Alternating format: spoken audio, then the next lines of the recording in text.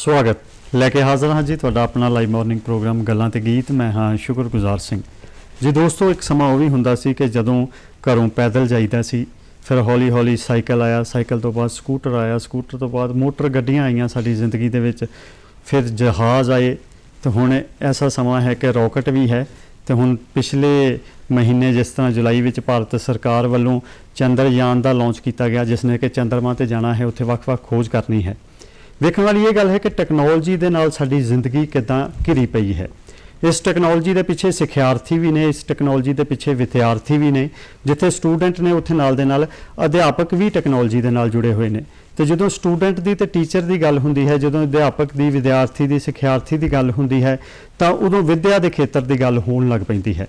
तो अज के दौर दे विच विद्या के खेत्र में टैक्नोलॉजी ने बहुत प्रभाव पा दिता है, तो जिंदगी बहुत बदल गई है। विद्या का खेत्र भी बदल गया है, पढ़ाई के साधन भी बदल गए ने, पर विद्या का जो प्रचार है, जो प्रसार है, उस विच टैक्नोलॉजी के आने कारण बहुत कुछ नवा आया है। तो इस विषय के उत्ते विचार चर्चा अज असीं प्रोग्राम गल्लां ते गीत विच करनी है कि अज के दौर की पढ़ाई दे विच टैक्नोलॉजी का की योगदान है। तो मेरे नाल स्टूडियो विच ने श्री दीपक कुमार जी, जो कि स्टेट अवार्डी मैथ टीचर ने। बहुत बहुत स्वागत है सर। नमस्कार सर। सर जिस तरह अज का साडा विषय है कि पढ़ाई विच आधुनिक टैक्नोलॉजी का दौर, बिल्कुल सर। तो मैं प्रोग्राम की शुरुआत भी इत्थों की, क्योंकि मेरे दिमाग में आया कि पिछले महीने जिस तरह चंद्रयान का लॉन्च किया गया भारत सरकार वालों, है ना, इस दे विच साइंस भी है, इस विच टैक्नोलॉजी भी है, टीचर स्टूडेंट सारी यूनीयन काम करती पई है एक बन के। तो अज के विषय के उत्ते विचार चर्चा करते हैं, आपां ये गलबात अगे तोरांगे। पर सब तो पहला क्योंकि टैक्नोलॉजी की गल हुई है, तो अज के समय में मौजूदा दौर में रीसेंट टाइम दे विच चंद्रयान की गल ना होवे, चंद्रयान 3 की गल ना होवे, तो मेरे हिसाब नाल टैक्नोलॉजी का विषय अधूरा रह जाता है। तो आप शुरुआत ही चंद्रयान तो कर लेंगे। हाँ बिल्कुल सर। इसरो द्वारा श्री हरिकोटा तो 14 जुलाई ਨੂੰ जो चंद्रयान ਜਿਹੜਾ लॉन्च किया गया सी। एक चंद्रयान एक रॉकेट का नाम नहीं, एक मिशन का नाम है सर, ਜਿਹੜਾ कि 14 जुलाई ਨੂੰ भारत सरकार द्वारा इसरो द्वारा इन्हों लॉन्च किया गया। जी जी जी। इन्हें लगभग 23 अगस्त ਨੂੰ ਇਹਦੀ लैंडिंग की जी डेट है वो निश्चित की गई है सर। चंद्रयान एक ऐसा प्रोजेक्ट है जो चंद्रमा की सतह की खोज तो करेगा, उत्थे साडे को की तत्त मिलते हैं, उसका स्ट्रक्चर की है, उसकी बनावट की है, उसके बारे तो सानू दसेगा ते नाल दे नाल जिहड़ी साडी स्पेस इंडस्ट्री है जी ਉਹਦੇ ਵਿੱਚ बढ़ोतरी होएगी। ਜਦੋਂ ਕਿਸੇ इंडस्ट्री ਦੇ ਵਿੱਚ बढ़ोतरी ਹੁੰਦੀ ਹੈ ਤੇ ਜਿਹੜੇ ਸਾਡੇ ਬੱਚੇ ਹੈ, ਜਿਹੜੇ ਸਾਡੇ बहुत अच्छे बच्चे है, इंटैलीजेंट बच्चे उन्होंने साडे देश विच नौकरी का स्कोप उन्हों का बढ़दा।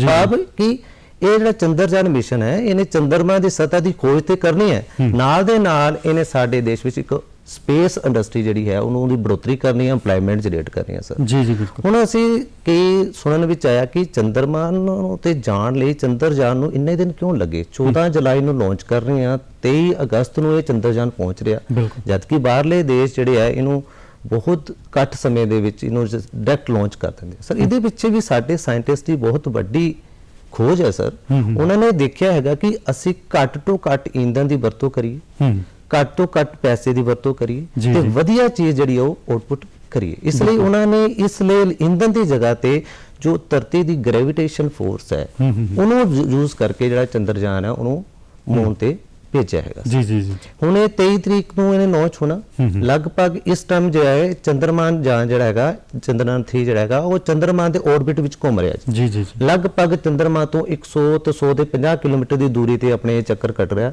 ਹੌਲੀ ਹੌਲੀ ਇਹਦੀ ਗਤੀ ਨੂੰ ਘੱਟ ਕੀਤਾ ਜਾਵੇਗਾ, ਘੱਟ ਕਰਨ ਤੋਂ ਬਾਅਦ ਇਹਦੀ ਜਿਹੜੀ ਸੌਫਟ ਲੈਂਡਿੰਗ ਕਰਾਵਾਂਗੇ। ਜੇਕਰ ਸਾਡੀ ਪ੍ਰਮਾਤਮਾ ਨੇ ਸ਼ੁਕਰ ਚਾਹਿਆ, ਪ੍ਰਮਾਤਮਾ ਨੇ ठीक चाहे तो साड़ी बिल्कुल सक्सैसफुल लैंडिंग होएगी।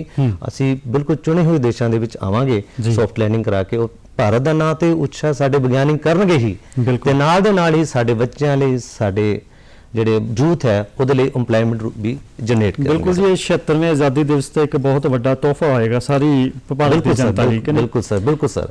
ते एक धारणा है चंद्रयान की गल चल रही है भी आम लोगों के विच जो गल करिए ना, वो कहंदे ने कि शायद कोई इंसान गया है जो लैके जाएगा वो चलाता पाया है रॉकेट, या कि ये धारणा बारे सानू गल क्लीयर करो। नहीं सर, ये तो बिल्कुल प्योरली टेक्नोलॉजी है। साडे जो साइंटिस्ट है इसरो जो है वो इत्थे बैठ के पूरे दे पूरे चंद्रयान को कंट्रोल कर रहे। चंद्रयान दे विच कोई भी व्यक्ति नहीं गया, उहदे विच रोबोट भेजा जांदा, उहदे विच ਰੋਬੋਟ ਭੇਜ ਕੇ ਉਹਨੂੰ ਉਹਦੀ ਸਤ੍ਹਾ ਤੇ ਉਤਾਰਿਆ ਜਾਂਦਾ ਤੇ ਉਹੀ ਉਹਦੇ ਸੈਂਪਲ ਵਗੈਰਾ ਕਲੈਕਟ ਕਰਕੇ ਤੇ ਉਹਦੀ ਇਨਫੋਰਮੇਸ਼ਨ ਸਾਨੂੰ ਜਿਹੜੀ ਉਹ ਬੈਕ ਭੇਜ ਦਿੰਦਾ। ਮਤਲਬ ਧਰਤੀ ਤੋਂ ਚੰਦਰਮਾ ਸਿਰਫ ਟੈਕਨੋਲੋਜੀ ਕੰਮ ਕਰਦੀ ਪਈ ਹੈ ਜਿਹੜੀ ਡਾਇਰੈਕਸ਼ਨਾਂ ਦੇ ਰਹੀ ਹੈ। ਡਾਇਰੈਕਸ਼ਨ ਦੇ ਰਹੇ ਸਾਡੇ ਸਾਇੰਟਿਸਟ ਇੱਥੇ ਬੈਠੇ ਇੰਡੀਆ 'ਚ ਬੈਠੇ ਆਪਣੇ ਸਟੇਸ਼ਨ ਤੇ ਬੈਠੇ ਹੋਏ ਉਹਨੂੰ ਕਮਾਂਡ ਦੇ ਰਹੇ ਆ ਤੇ ਉਸ ਹਿਸਾਬ ਦੇ ਨਾਲ ਉਹ ਕੰਮ ਕਰੇਗਾ ਸਰ ਜੀ। ਤੇ ਸਾਡਾ ਜਿਹੜਾ ਵਿਸ਼ਾ ਹੈ ਕਿ ਪੜ੍ਹਾਈ ਵਿੱਚ ਆਧੁਨਿਕ ਟੈਕਨੋਲੋਜੀ ਦਾ ਦੌਰ ਬਹੁਤ ਜ਼ਰੂਰੀ ਹੈ ਇਸ ਵਿਸ਼ੇ ਦੇ ਉੱਤੇ ਡਿਸਕਸ ਕਰਨਾ, ਕਿਉਂਕਿ ਬੇਸ਼ੱਕ ਟੈਕਨੋਲੋਜੀ ਸਾਡੇ ਨਾਲ ਕਾਫੀ ਲੰਮੇ ਸਮੇਂ ਤੋਂ ਜੁੜੀ ਹੋਈ ਹੈ, ਪਰ ਕਰੋਨਾ ਦੇ ਦੌਰ ਤੋਂ ਬਾਅਦ ਨਾ ਇੱਕਦਮ ਟੈਕਨੋਲੋਜੀ ਨੇ ਸਾਡੀ ਜ਼ਿੰਦਗੀ ਦੇ ਵਿੱਚ ਇਸ ਤਰ੍ਹਾਂ ਅਟੈਕ ਕੀਤਾ ਕਿ ਸਾਨੂੰ ਪਤਾ ਲੱਗ ਗਿਆ ਕਿ ਸ਼ਾਇਦ ਮੋਬਾਈਲ ਤੋਂ ਬਾਹਰ ਵੀ ਟੈਕਨੋਲੋਜੀ ਦਾ ਕੋਈ ਹੋਰ ਰੰਗ ਰੂਪ ਹੈ। ਤੇ ਵਿੱਦਿਆ ਦੇ ਖੇਤਰ ਵਿੱਚ ਟੈਕਨੋਲੋਜੀ ਕਿਸ ਤਰ੍ਹਾਂ ਮਤਲਬ ਕਿ ਨਾਲ ਜੁੜ ਕੇ ਚੱਲ ਰਹੀ ਹੈ? ਜਿੱਦਾਂ ਤੁਸੀਂ ਕਰੋਨਾ ਦਾ ਜ਼ਿਕਰ ਕੀਤਾ ਸਰ ਜੀ, ਕਰੋਨਾ ਤੋਂ ਪਹਿਲਾਂ ਜਿਹੜੀ ਕੋਆਪਰੇਟਿਵ ਇੰਡਸਟਰੀ ਸੀ ਉਹ ਘਰੇ ਬੈਠ ਕੇ ਕੰਮ ਕਰ ਲੈਂਦੀ ਸੀ ਜੀ ਜੀ, ਲੇਕਿਨ ਐਜੂਕੇਸ਼ਨ ਜਿਹੜੀ ਉਹ ਘਰੇ ਬੈਠ ਕੇ ਕੰਮ ਨਹੀਂ ਕਰਦੀ ਸੀ। ਨਹੀਂ ਕਰਦੀ। ਐਜੂਕੇਸ਼ਨ ਦੇ ਲਈ ਜਿਹੜਾ ਸਿੱਖਣਾ ਹੁੰਦਾ ਸੀ ਉਹਨੂੰ ਸੰਸਥਾ ਦੇ ਵਿੱਚ ਜਾਣਾ ਹੀ ਪੈਂਦਾ ਸੀ, ਉੱਥੇ ਬੈਠ ਕੇ ਹੀ ਉਹ ਸਿੱਖ ਸਕਦਾ ਸੀ ਸਰ। ਲੇਕਿਨ ਜਦੋਂ ਕਰੋਨਾ ਆਇਆ, ਕਰੋਨਾ ਤੋਂ ਬਾਅਦ ਜਦੋਂ ਸਕੂਲ ਸਾਡੇ ਬੰਦ ਹੋ ਗਏ, ਯੂਨੀਵਰਸਿਟੀ ਕਾਲਜਸ ਬੰਦ ਹੋ ਗਏ ਤੇ ਅਸੀਂ ਬੱਚਿਆਂ ਨੂੰ ਜਿਹੜੀ ਐਜੂਕੇਸ਼ਨ ਦੇਣੀ ਸੀ ਉਹਦੇ ਲਈ ਸਾਨੂੰ ਜਿਹੜੀ ਆਧੁਨਿਕ ਤਕਨੀਕਾਂ ਸੀ ਉਹਦਾ ਸਹਾਰਾ ਲੈਣਾ ਹੀ ਪੈਣਾ ਸੀ ਸਰ। ਕਿਉਂਕਿ ਯਕਦਮ ਬੰਦ ਸਕੂਲ ਹੋਣ ਕਰਕੇ ਅਸੀਂ ਉਹ ਜਿਹੜੇ ਐਕਸਪੈਰੀਮੈਂਟ 2 ਜਾਂ 3 ਸਾਲਾਂ 'ਚ ਕੀਤੇ 2020 ਤੋਂ 2023 ਦੇ ਵਿੱਚ ਕੀਤੇ, ਜੇਕਰ ਕਰੋਨਾ ਨਾ ਆਂਦਾ ਤੇ ਘੱਟੋ ਘੱਟ ਸਾਨੂੰ 10 ਤੋਂ 12 ਸਾਲ ਲੱਗ ਜਾਣੇ ਸੀ ਅੱਜ ਦੇ ਟਾਈਮ ਤੇ ਪਹੁੰਚਣ ਲਈ। ਮਤਲਬ ਜਿੰਨੀ ਟੈਕਨੋਲੋਜੀ ਦਾ ਇਸਤੇਮਾਲ ਅਸੀਂ ਹੁਣ ਕਰ ਰਹੇ ਹਾਂ, ਇੱਥੇ ਜੇ ਕਰੋਨਾ ਨਾ ਆਂਦਾ ਤੇ ਸਾਨੂੰ ਪਹੁੰਚਣ ਨੂੰ 10 ਤੋਂ 12 ਸਾਲ ਲੱਗ ਸਕਦੇ। ਅਸੀਂ ਸ਼ਾਇਦ ਪਿੱਛੇ ਹੁੰਦੇ। ਭਾਵੇਂ ਇਹ ਸਾਡੀ ਕੋਈ ਮਜਬੂਰੀ ਸੀ ਜਾਂ ਸਮੇਂ ਦੀ ਲੋੜ ਸੀ, ਇਹ ਦੋਨੋਂ ਚੀਜ਼ਾਂ ਅਸੀਂ ਲੈ ਸਕਦੇ ਹਾਂ। ਸਾਡੀ ਮਜਬੂਰੀ ਵੀ ਸੀ ਉਸ ਟਾਈਮ, ਕਿਉਂਕਿ ਅਸੀਂ ਬੱਚਿਆਂ ਨੂੰ, ਆਪਣੇ ਨਾਗਰਿਕਾਂ ਨੂੰ ਜਿਹੜੇ ਬਣਨੇ ਆ ਫਿਊਚਰ ਦੇ ਨਾਗਰਿਕ ਹੈ, ਉਹਨਾਂ ਨੂੰ ਇੱਕ ਸਿੱਖਿਆ ਦੇਣੀ ਸੀ, ਉਹਨਾਂ ਨੂੰ ਤੋੜ ਨਹੀਂ ਸਕਦੇ ਸੀ ਐਜੂਕੇਸ਼ਨ ਤੋਂ। ਇੱਕ ਸਾਡੀ ਮਜਬੂਰੀ ਸੀ, ਸਮੇਂ ਦੀ ਲੋੜ ਸੀ। ਤੇ ਜਿਹੜੇ ਅਸੀਂ 2 ਸਾਲਾਂ ਦੇ ਵਿੱਚ ਜਿਹੜੇ ਜਿੰਨੇ ਐਜੂਕੇਸ਼ਨ ਦੇ ਵਿੱਚ ਅਸੀਂ ਟੈਕਨੋਲੋਜੀ ਦੇ ਐਕਸਪੈਰੀਮੈਂਟ ਕੀਤੇ ਹੈ, ਤੇ ਜੇ ਕਰੋਨਾ ਨਾ ਆਉਂਦਾ ਸਾਨੂੰ 2 ਤੋਂ 3 ਸਾਲ ਲੱਗ ਜਾਣੇ ਸੀ ਜੀ। ਬਿਲਕੁਲ। ਇਸ ਕਰਕੇ ਅਸੀਂ ਕਹਿੰਦੇ ਆ ਕਿ ਐਜੂਕੇਸ਼ਨ ਇੱਕ ਟੀਚਿੰਗ ਲਰਨਿੰਗ ਪ੍ਰੋਸੈਸ ਹੈ, ਪੜ੍ਹਨ ਪੜਾਉਣ ਦੀ ਪ੍ਰਕਿਰਿਆ ਹੈ, ਜਿਹਦੇ 2 ਪਹਿਲੂ ਹੈ, ਇੱਕ ਅਧਿਆਪਕ, ਇੱਕ ਬੱਚਾ। ਬਿਲਕੁਲ। ਅਧਿਆਪਕ ਨੇ ਕੋਈ ਚੀਜ਼ ਡਿਲੀਵਰ ਕਰਨੀ ਹੁੰਦੀ ਹੈ, ਬੱਚੇ ਤੱਕ ਕੋਈ ਚੀਜ਼ ਪਹੁੰਚਣੀ ਹੁੰਦੀ ਹੈ। ਬਿਲਕੁਲ। ਇਹਨਾਂ ਦੋਨਾਂ ਦੇ ਵਿੱਚ ਜਿਹੜੀ ਟੈਕਨੋਲੋਜੀ ਹੈ ਉਹਨੇ ਇੱਕ ਕੜੀ ਦਾ ਕੰਮ ਕਰਨਾ। ਬਿਲਕੁਲ ਬਿਲਕੁਲ, ਹੈ ਨਾ ਸਰ। ਅਧਿਆਪਕ ਨੇ ਕੋਈ ਲੈਕਚਰ ਤੁਹਾਨੂੰ ਡਿਲੀਵਰ ਕਰ ਦਿੱਤਾ। ਪੁਰਾਣੇ ਸਮੇਂ ਦੇ ਵਿੱਚ ਅਸੀਂ ਕੀ ਕਰਦੇ ਸੀ, ਅਸੀਂ ਜ਼ਿਆਦਾ ਤੋਂ ਜ਼ਿਆਦਾ ਕਿਤਾਬਾਂ, ਬੁੱਕਸ ਤੇ ਬਲੈਕ ਬੋਰਡ ਦੀ ਇਸਤੇਮਾਲ ਕਰਦੇ। ਬਿਲਕੁਲ। ਠੀਕ ਹੈ ਜੀ। ਉਹ ਇਹ ਨਹੀਂ ਕਹਿ ਰਹੇ ਕਿ ਉਹ ਚੀਜ਼ ਗਲਤ ਸੀ, ਸਮੇਂ ਦੇ ਅਨੁਸਾਰ ਉਹ ਚੀਜ਼ ਬਹੁਤ ਵਧੀਆ ਸੀ ਸਰ। ਜੀ ਬਿਲਕੁਲ। ਲੇਕਿਨ ਹੁਣ ਟੈਕਨੋਲੋਜੀ ਦੇ ਵਿੱਚ ਅਸੀਂ ਕੋਈ ਚੀਜ਼ ਦਿਖਾਣੀ, ਅਸੀਂ 3D ਕੋਈ ਚੀਜ਼ ਦਿਖਾਣਾ ਚਾਹੁੰਦੇ ਹਾਂ। ਜੀ ਬਿਲਕੁਲ। ਤੇ ਅਸੀਂ ਉਹਨੂੰ ਬਲੈਕ ਬੋਰਡ ਤੇ ਉਨੀ ਅੱਛੀ ਤਰ੍ਹਾਂ ਨਾਲ ਨਹੀਂ ਦਿਖਾ ਸਕਦੇ ਜਿੰਨੀ ਕਿ ਅਸੀਂ ਟੈਕਨੋਲੋਜੀ ਦੀ ਵਰਤੋਂ ਕਰਕੇ ਉਹ ਚੀਜ਼ ਨੂੰ ਦਿਖਾ ਸਕਦੇ ਹਾਂ। ਬਿਲਕੁਲ। ਬੱਚਾ ਉਸ ਚੀਜ਼ ਨੂੰ ਡੇਲੀ ਲਾਈਫ ਦੇ ਨਾਲ ਜੋੜ ਸਕਦਾ। ਬੱਚਾ ਉਸੇ ਚੀਜ਼ ਨੂੰ ਅਸੀਂ ਬਾਹਰ ਜਾ ਕੇ ਦੇ ਸਕਦਾ। ਮੰਨ ਲਓ ਮੈਂ ਕਿਊਬੋਇਡ ਦਿਖਾਣਾ, ਜੇ ਮੈਂ ਸਾਇੰਸ ਦਾ ਟੀਚਰ ਮੈਂ ਕਿਊਬੋਇਡ ਦਿਖਾਣਾ ਬਣਾਵਾਂਗਾ, ਬੱਚਾ ਉਨੀ ਚੰਗੀ ਤਰ੍ਹਾਂ ਉਹਨੂੰ ਸਮਝ ਨਹੀਂ ਪਾਏ। ਲੇਕਿਨ ਜੇਕਰ ਉਹਨੂੰ ਮੈਂ 3D ਇਫੈਕਟ ਦੇ ਵਿੱਚ, ਐਨੀਮੇਸ਼ਨ ਦੇ ਵਿੱਚ ਦਿਖਾਵਾਂਗਾ, ਬੱਚਾ ਉਹਨੂੰ ਚੰਗੀ ਤਰ੍ਹਾਂ ਸਮਝੇਗਾ, ਉਹਨੂੰ ਅੰਡਰਸਟੈਂਡ ਕਰੇਗਾ, ਤੇ ਜਦੋਂ ਉਹ ਸਕੂਲ ਦੀ ਬਾਉਂਡਰੀ ਤੋਂ ਬਾਹਰ ਨਿਕਲੇਗਾ ਉਹਨੂੰ ਕੋਰਿਲੇਟ ਕਰੇਗਾ। ਬਿਲਕੁਲ ਕਰੇਗਾ। ਉਹਨੂੰ ਘਰ ਦੇਖੇਗਾ, ਪਾਣੀ ਦੀ ਟੈਂਕੀ ਦੇਖੇਗਾ, ਬੱਸ ਜਾਂਦੀ ਦੇਖੇਗਾ, ਉਹ ਦੇਖੇਗਾ ਸਰ ਨੇ ਉਹੀ ਚੀਜ਼ ਦਿਖਾਈ ਸੀ ਮੈਨੂੰ। ਇਹ ਟੈਕਨੋਲੋਜੀ ਦਾ ਫਾਇਦਾ ਜੀ। ਇਹ ਗੱਲ ਠੀਕ ਹੈ। ਇੱਕ ਨਾ ਮੋਬਾਈਲ ਲਰਨਿੰਗ ਪ੍ਰੋਸੈਸ ਬੱਚਿਆਂ ਦੇ ਵਿੱਚ ਬੜਾ ਆਇਆ ਸੀ, ਕਿਉਂਕਿ ਟੈਕਨੋਲੋਜੀ ਦਾ ਦੌਰ ਸੀ, ਹੱਥ ਦੇ ਵਿੱਚ ਮੋਬਾਈਲ ਈਜ਼ੀ ਟੂ ਯੂਜ਼ ਹੈ, ਤੇ ਅਸੀਂ ਛੇਤੀ ਹਰ ਕੋਈ ਵਰਤ ਸਕਦਾ ਹੈ, ਚਾਹੇ ਛੋਟਾ ਬੱਚਾ ਹੈ ਚਾਹੇ। ਤਾਂ ਮੋਬਾਈਲ ਲਰਨਿੰਗ ਪ੍ਰੋਸੈਸ ਬਾਰੇ ਸਾਨੂੰ ਜ਼ਰੂਰ ਦੱਸੋ ਸਰ। ਜਿਹਨੂੰ ਅਸੀਂ ਮੋਬਾਈਲ ਲਰਨਿੰਗ ਕਹਿੰਦੇ ਜਾਂ ਐਮ ਲਰਨਿੰਗ ਕਹਿੰਦੇ, ਇਹ ਵੀ ਇੱਕ ਕਰੋਨਾ ਦੀ ਹੀ ਕਾਰਡ ਹੈ। ਜਦੋਂ ਕਰੋਨਾ ਤੋਂ ਬਾਅਦ ਟੀਚਰਸ ਨੇ ਕੀ ਕੀਤਾ, ਆਪਣੇ ਲੈਕਚਰ ਨੂੰ ਰਿਕਾਰਡ ਕਰਨਾ ਸ਼ੁਰੂ ਕਰਤਾ। ਘਰ ਬੈਠੇ ਟੀਚਰ ਸੀ ਜਾਂ ਸਕੂਲ 'ਚ ਬੈਠੇ ਟੀਚਰ ਸੀ, ਉਹਨਾਂ ਦਾ ਇੱਕੋ ਹੀ ਜ਼ਰੀਆ ਸੀ ਹੁਣ ਕਿੱਦਾਂ ਪੜ੍ਹਾ।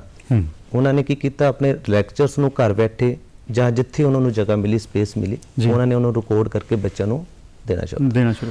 ਹੁਣ ਉਹਦੇ ਨਾਲ ਕੀ ਹੈ, ਮੋਬਾਈਲ ਲਰਨਿੰਗ ਦਾ ਜਿਹੜਾ ਦੌਰ ਹੈ ਉਹ ਚੱਲਣਾ ਸ਼ੁਰੂ ਹੋ ਗਿਆ। ਹੁਣ ਮੋਬਾਈਲ ਲਰਨਿੰਗ ਦੇ ਸਰ ਕਈ ਲਾਭ ਹੈ। ਸਭ ਤੋਂ ਪਹਿਲਾਂ ਤੇ ਇਹਦੇ 'ਚ ਇੱਕ ਬਾਉਂਡਰੀ ਖਤਮ ਹੋ ਜਾਂਦੀ ਹੈ ਕਿ ਟੀਚਰ ਕਿੱਥੇ ਬੈਠਾ ਤੇ ਬੱਚਾ ਕਿੱਥੇ ਬੈਠਾ। ਮਤਲਬ ਕਿਸੇ ਵੀ ਕਾਰਨ ਕਰਕੇ, ਪ੍ਰਮਾਤਮਾ ਨਾ ਕਰੇ, ਕੋਈ ਬੱਚਾ ਬਿਮਾਰ ਹੋ ਜਾਂਦਾ, ਹਸਪੀਟਲਾਈਜ਼ ਹੋ ਜਾਂਦਾ, ਜਾਂ ਉਹਨੂੰ ਕੋਈ ਪ੍ਰੋਬਲਮ ਇਦਾਂ ਦੀ ਆਉਂਦੀ ਹੈ ਕਿ ਸਕੂਲ ਨਹੀਂ ਆ ਸਕਦਾ, ਤੇ ਜੇ ਸਾਡੇ ਕੋਲ ਇਹ ਚੀਜ਼ ਨਹੀਂ ਹੋਏਗਾ ਤੇ ਬੱਚੇ ਦਾ ਉਨੇ ਦਿਨ ਦਾ ਲੋਸ ਹੋ ਗਿਆ ਜਿੰਨੇ ਦਿਨ ਬੱਚਾ ਸਕੂਲ ਨਹੀਂ ਆਇਆ। ਇੱਕ ਟੀਚਰ ਨੂੰ ਬਾਰ-ਬਾਰ ਕਿਸੇ ਚੀਜ਼ ਦੀ ਰੈਪੀਟੇਸ਼ਨ ਕਰਨਾ ਔਖਾ ਹੋ ਜਾਂਦਾ ਸਰ, ਕਿਉਂਕਿ ਇੱਕ ਉਹਦੇ ਕੋਲ ਵੀ ਇੱਕ ਸਿਲੇਬਸ ਦੀ ਬਾਉਂਡਰੀ ਹੁੰਦੀ ਹੈ, ਉਹਨੂੰ ਵੀ ਖਤਮ ਕਰਨਾ ਹੁੰਦਾ ਟਾਈਮ ਇੰਟਰਵਲ ਦੇ ਵਿੱਚ। ਜੇਕਰ ਇੱਕ ਬੱਚਾ ਅੱਜ ਕੋਈ ਪ੍ਰਮਾਤਮਾ ਨਾ ਕਰੇ ਬਿਮਾਰ ਹੋ ਗਿਆ, ਕੱਲ ਨੂੰ ਦੂਜੇ ਨੂੰ ਕਿਸੇ ਨੂੰ ਪ੍ਰੋਬਲਮ ਆ ਗਈ, ਤੇ ਟੀਚਰ ਇੰਨੀ ਵਾਰ ਰੈਪੀਟੇਸ਼ਨ ਨਹੀਂ ਕਰ ਸਕਦਾ। ਇਹਦੇ ਵਿੱਚ ਸਾਡੀ ਜਿਹੜੀ ਚੀਜ਼ ਸਹਿਯੋਗ ਦਿੰਦੀ ਹੈ ਉਹ ਮੋਬਾਈਲ ਲਰਨਿੰਗ ਦਿੰਦੀ ਹੈ ਸਰ, ਕਿਉਂਕਿ ਟੀਚਰ ਕੀ ਕਰ ਰਿਹਾ ਕਿ ਟੀਚਰ ਜਿਹੜਾ ਲੈਕਚਰ ਡਿਲੀਵਰ ਕਰ ਰਿਹਾ ਨਾਲ ਦੇ ਨਾਲ ਉਹਨੂੰ ਰਿਕਾਰਡ ਕਰ ਰਿਹਾ। ਰਿਕਾਰਡ ਕਰਨ ਤੋਂ ਬਾਅਦ ਉਹਨੂੰ ਸੋਸ਼ਲ ਮੀਡੀਆ ਦੇ ਥਰੂ ਬੱਚਿਆਂ ਤੱਕ ਪਹੁੰਚਦਾ ਕਰ ਦਿੰਦੇ ਤੇ ਬੱਚੇ ਕੀ ਕਰਦੇ ਆ, ਜਿਹੜਾ ਬੱਚਾ ਨਹੀਂ ਆ ਪਾਇਆ ਕਿਸੇ ਨਾ ਕਿਸੇ ਕਾਰਨ, ਤੇ ਉਹ ਬੱਚਾ ਘਰ ਬੈਠਾ ਉਸ ਲੈਕਚਰ ਨੂੰ ਦੇਖ ਸਕਦਾ। ਨੰਬਰ 2 ਤੇ ਕਿਸੇ ਵੀ ਟੀਚਰ ਨੂੰ ਵੀ ਪ੍ਰੋਬਲਮ ਆ ਸਕਦੀ ਸਰ, ਕੋਈ ਲੰਬੀ ਛੁੱਟੀ ਤੇ ਜਾਣਾ ਪੈ ਸਕਦਾ, ਤਾਂ ਬੱਚਾ ਟੀਚਰ ਚਾਹੁੰਦਾ ਕਿ ਮੇਰਾ ਬੱਚਿਆਂ ਦੇ ਨਾਲੋਂ ਸੰਪਰਕ ਨਾ ਟੁੱਟੇ, ਤੇ ਉਹ ਕੀ ਕਰਦਾ, ਜਿੱਥੇ ਬੈਠਾ ਉੱਥੋਂ ਹੀ ਆਪਣਾ ਲੈਕਚਰ ਰਿਕਾਰਡ ਕਰਕੇ ਬੱਚਿਆਂ ਨੂੰ ਪੈ ਸਕਦਾ। ਇਸ ਢੰਗ ਦੇ ਨਾਲ ਜਿਹੜਾ ਟੀਚਿੰਗ ਤੇ ਲਰਨਿੰਗ ਪ੍ਰੋਸੈਸ ਹੈ ਸਾਡਾ ਬੰਦ ਨਹੀਂ ਹੁੰਦਾ। ਅਸੀਂ ਮੋਬਾਈਲ ਦੇ ਥਰੂ ਬੱਚਿਆਂ ਦੇ ਨਾਲ ਜੁੜੇ ਰਹਿੰਦੇ ਆ, ਥੋੜਾ ਕਰੀਏ ਵਧੀਆ ਕਰੀਏ, ਲੇਕਿਨ ਇਨ ਟੱਚ ਦੇ ਵਿੱਚ ਰਹਿੰਦੇ ਆ। ਮਤਲਬ ਟੈਕਨੋਲੋਜੀ ਦੇ ਨਾਲ ਇਹ ਜੋ ਐਜੂਕੇਸ਼ਨ ਰਿਲੇਸ਼ਨ ਹੈ ਇਹ ਹਮੇਸ਼ਾ ਵੱਜਿਆ ਰਹਿੰਦਾ ਹੈ। ਹਾਂ, ਤਾਰ ਜੁੜੀ ਰਹਿੰਦੀ ਹੈ ਜੀ, ਤਾਰ ਜੁੜੀ ਰਹਿੰਦੀ ਹੈ। ਤੇ ਕੀ ਮੋਬਾਈਲ ਨੂੰ ਕੱਲਾ ਹੀ ਟੈਕਨੋਲੋਜੀ ਦਾ ਇੱਕ ਰੰਗ ਆਪਾਂ ਗਿਣ ਸਕਦੇ ਹਾਂ? ਨਹੀਂ ਸਰ, ਨਹੀਂ ਸਰ, ਮੋਬਾਈਲ ਟੈਕਨੋਲੋਜੀ ਦਾ ਇੱਕ ਪਾਰਟ ਹੈ ਸਰ। ਇੰਟਰੈਕਟਿਵ ਬਲੈਕ ਬੋਰਡ ਆ ਗਿਆ, ਟੱਚ ਸਕਰੀਨ ਬਲੈਕ ਬੋਰਡ ਆ ਗਿਆ, ਸਾਡੇ ਕੋਲ ਕੰਪਿਊਟਰਸ ਹੈਗੇ ਆ, ਹੋਰ ਕਈ ਪ੍ਰਕਾਰ ਦੇ ਗੈਜਟਸ ਹੈਗੇ ਆ ਜੀ।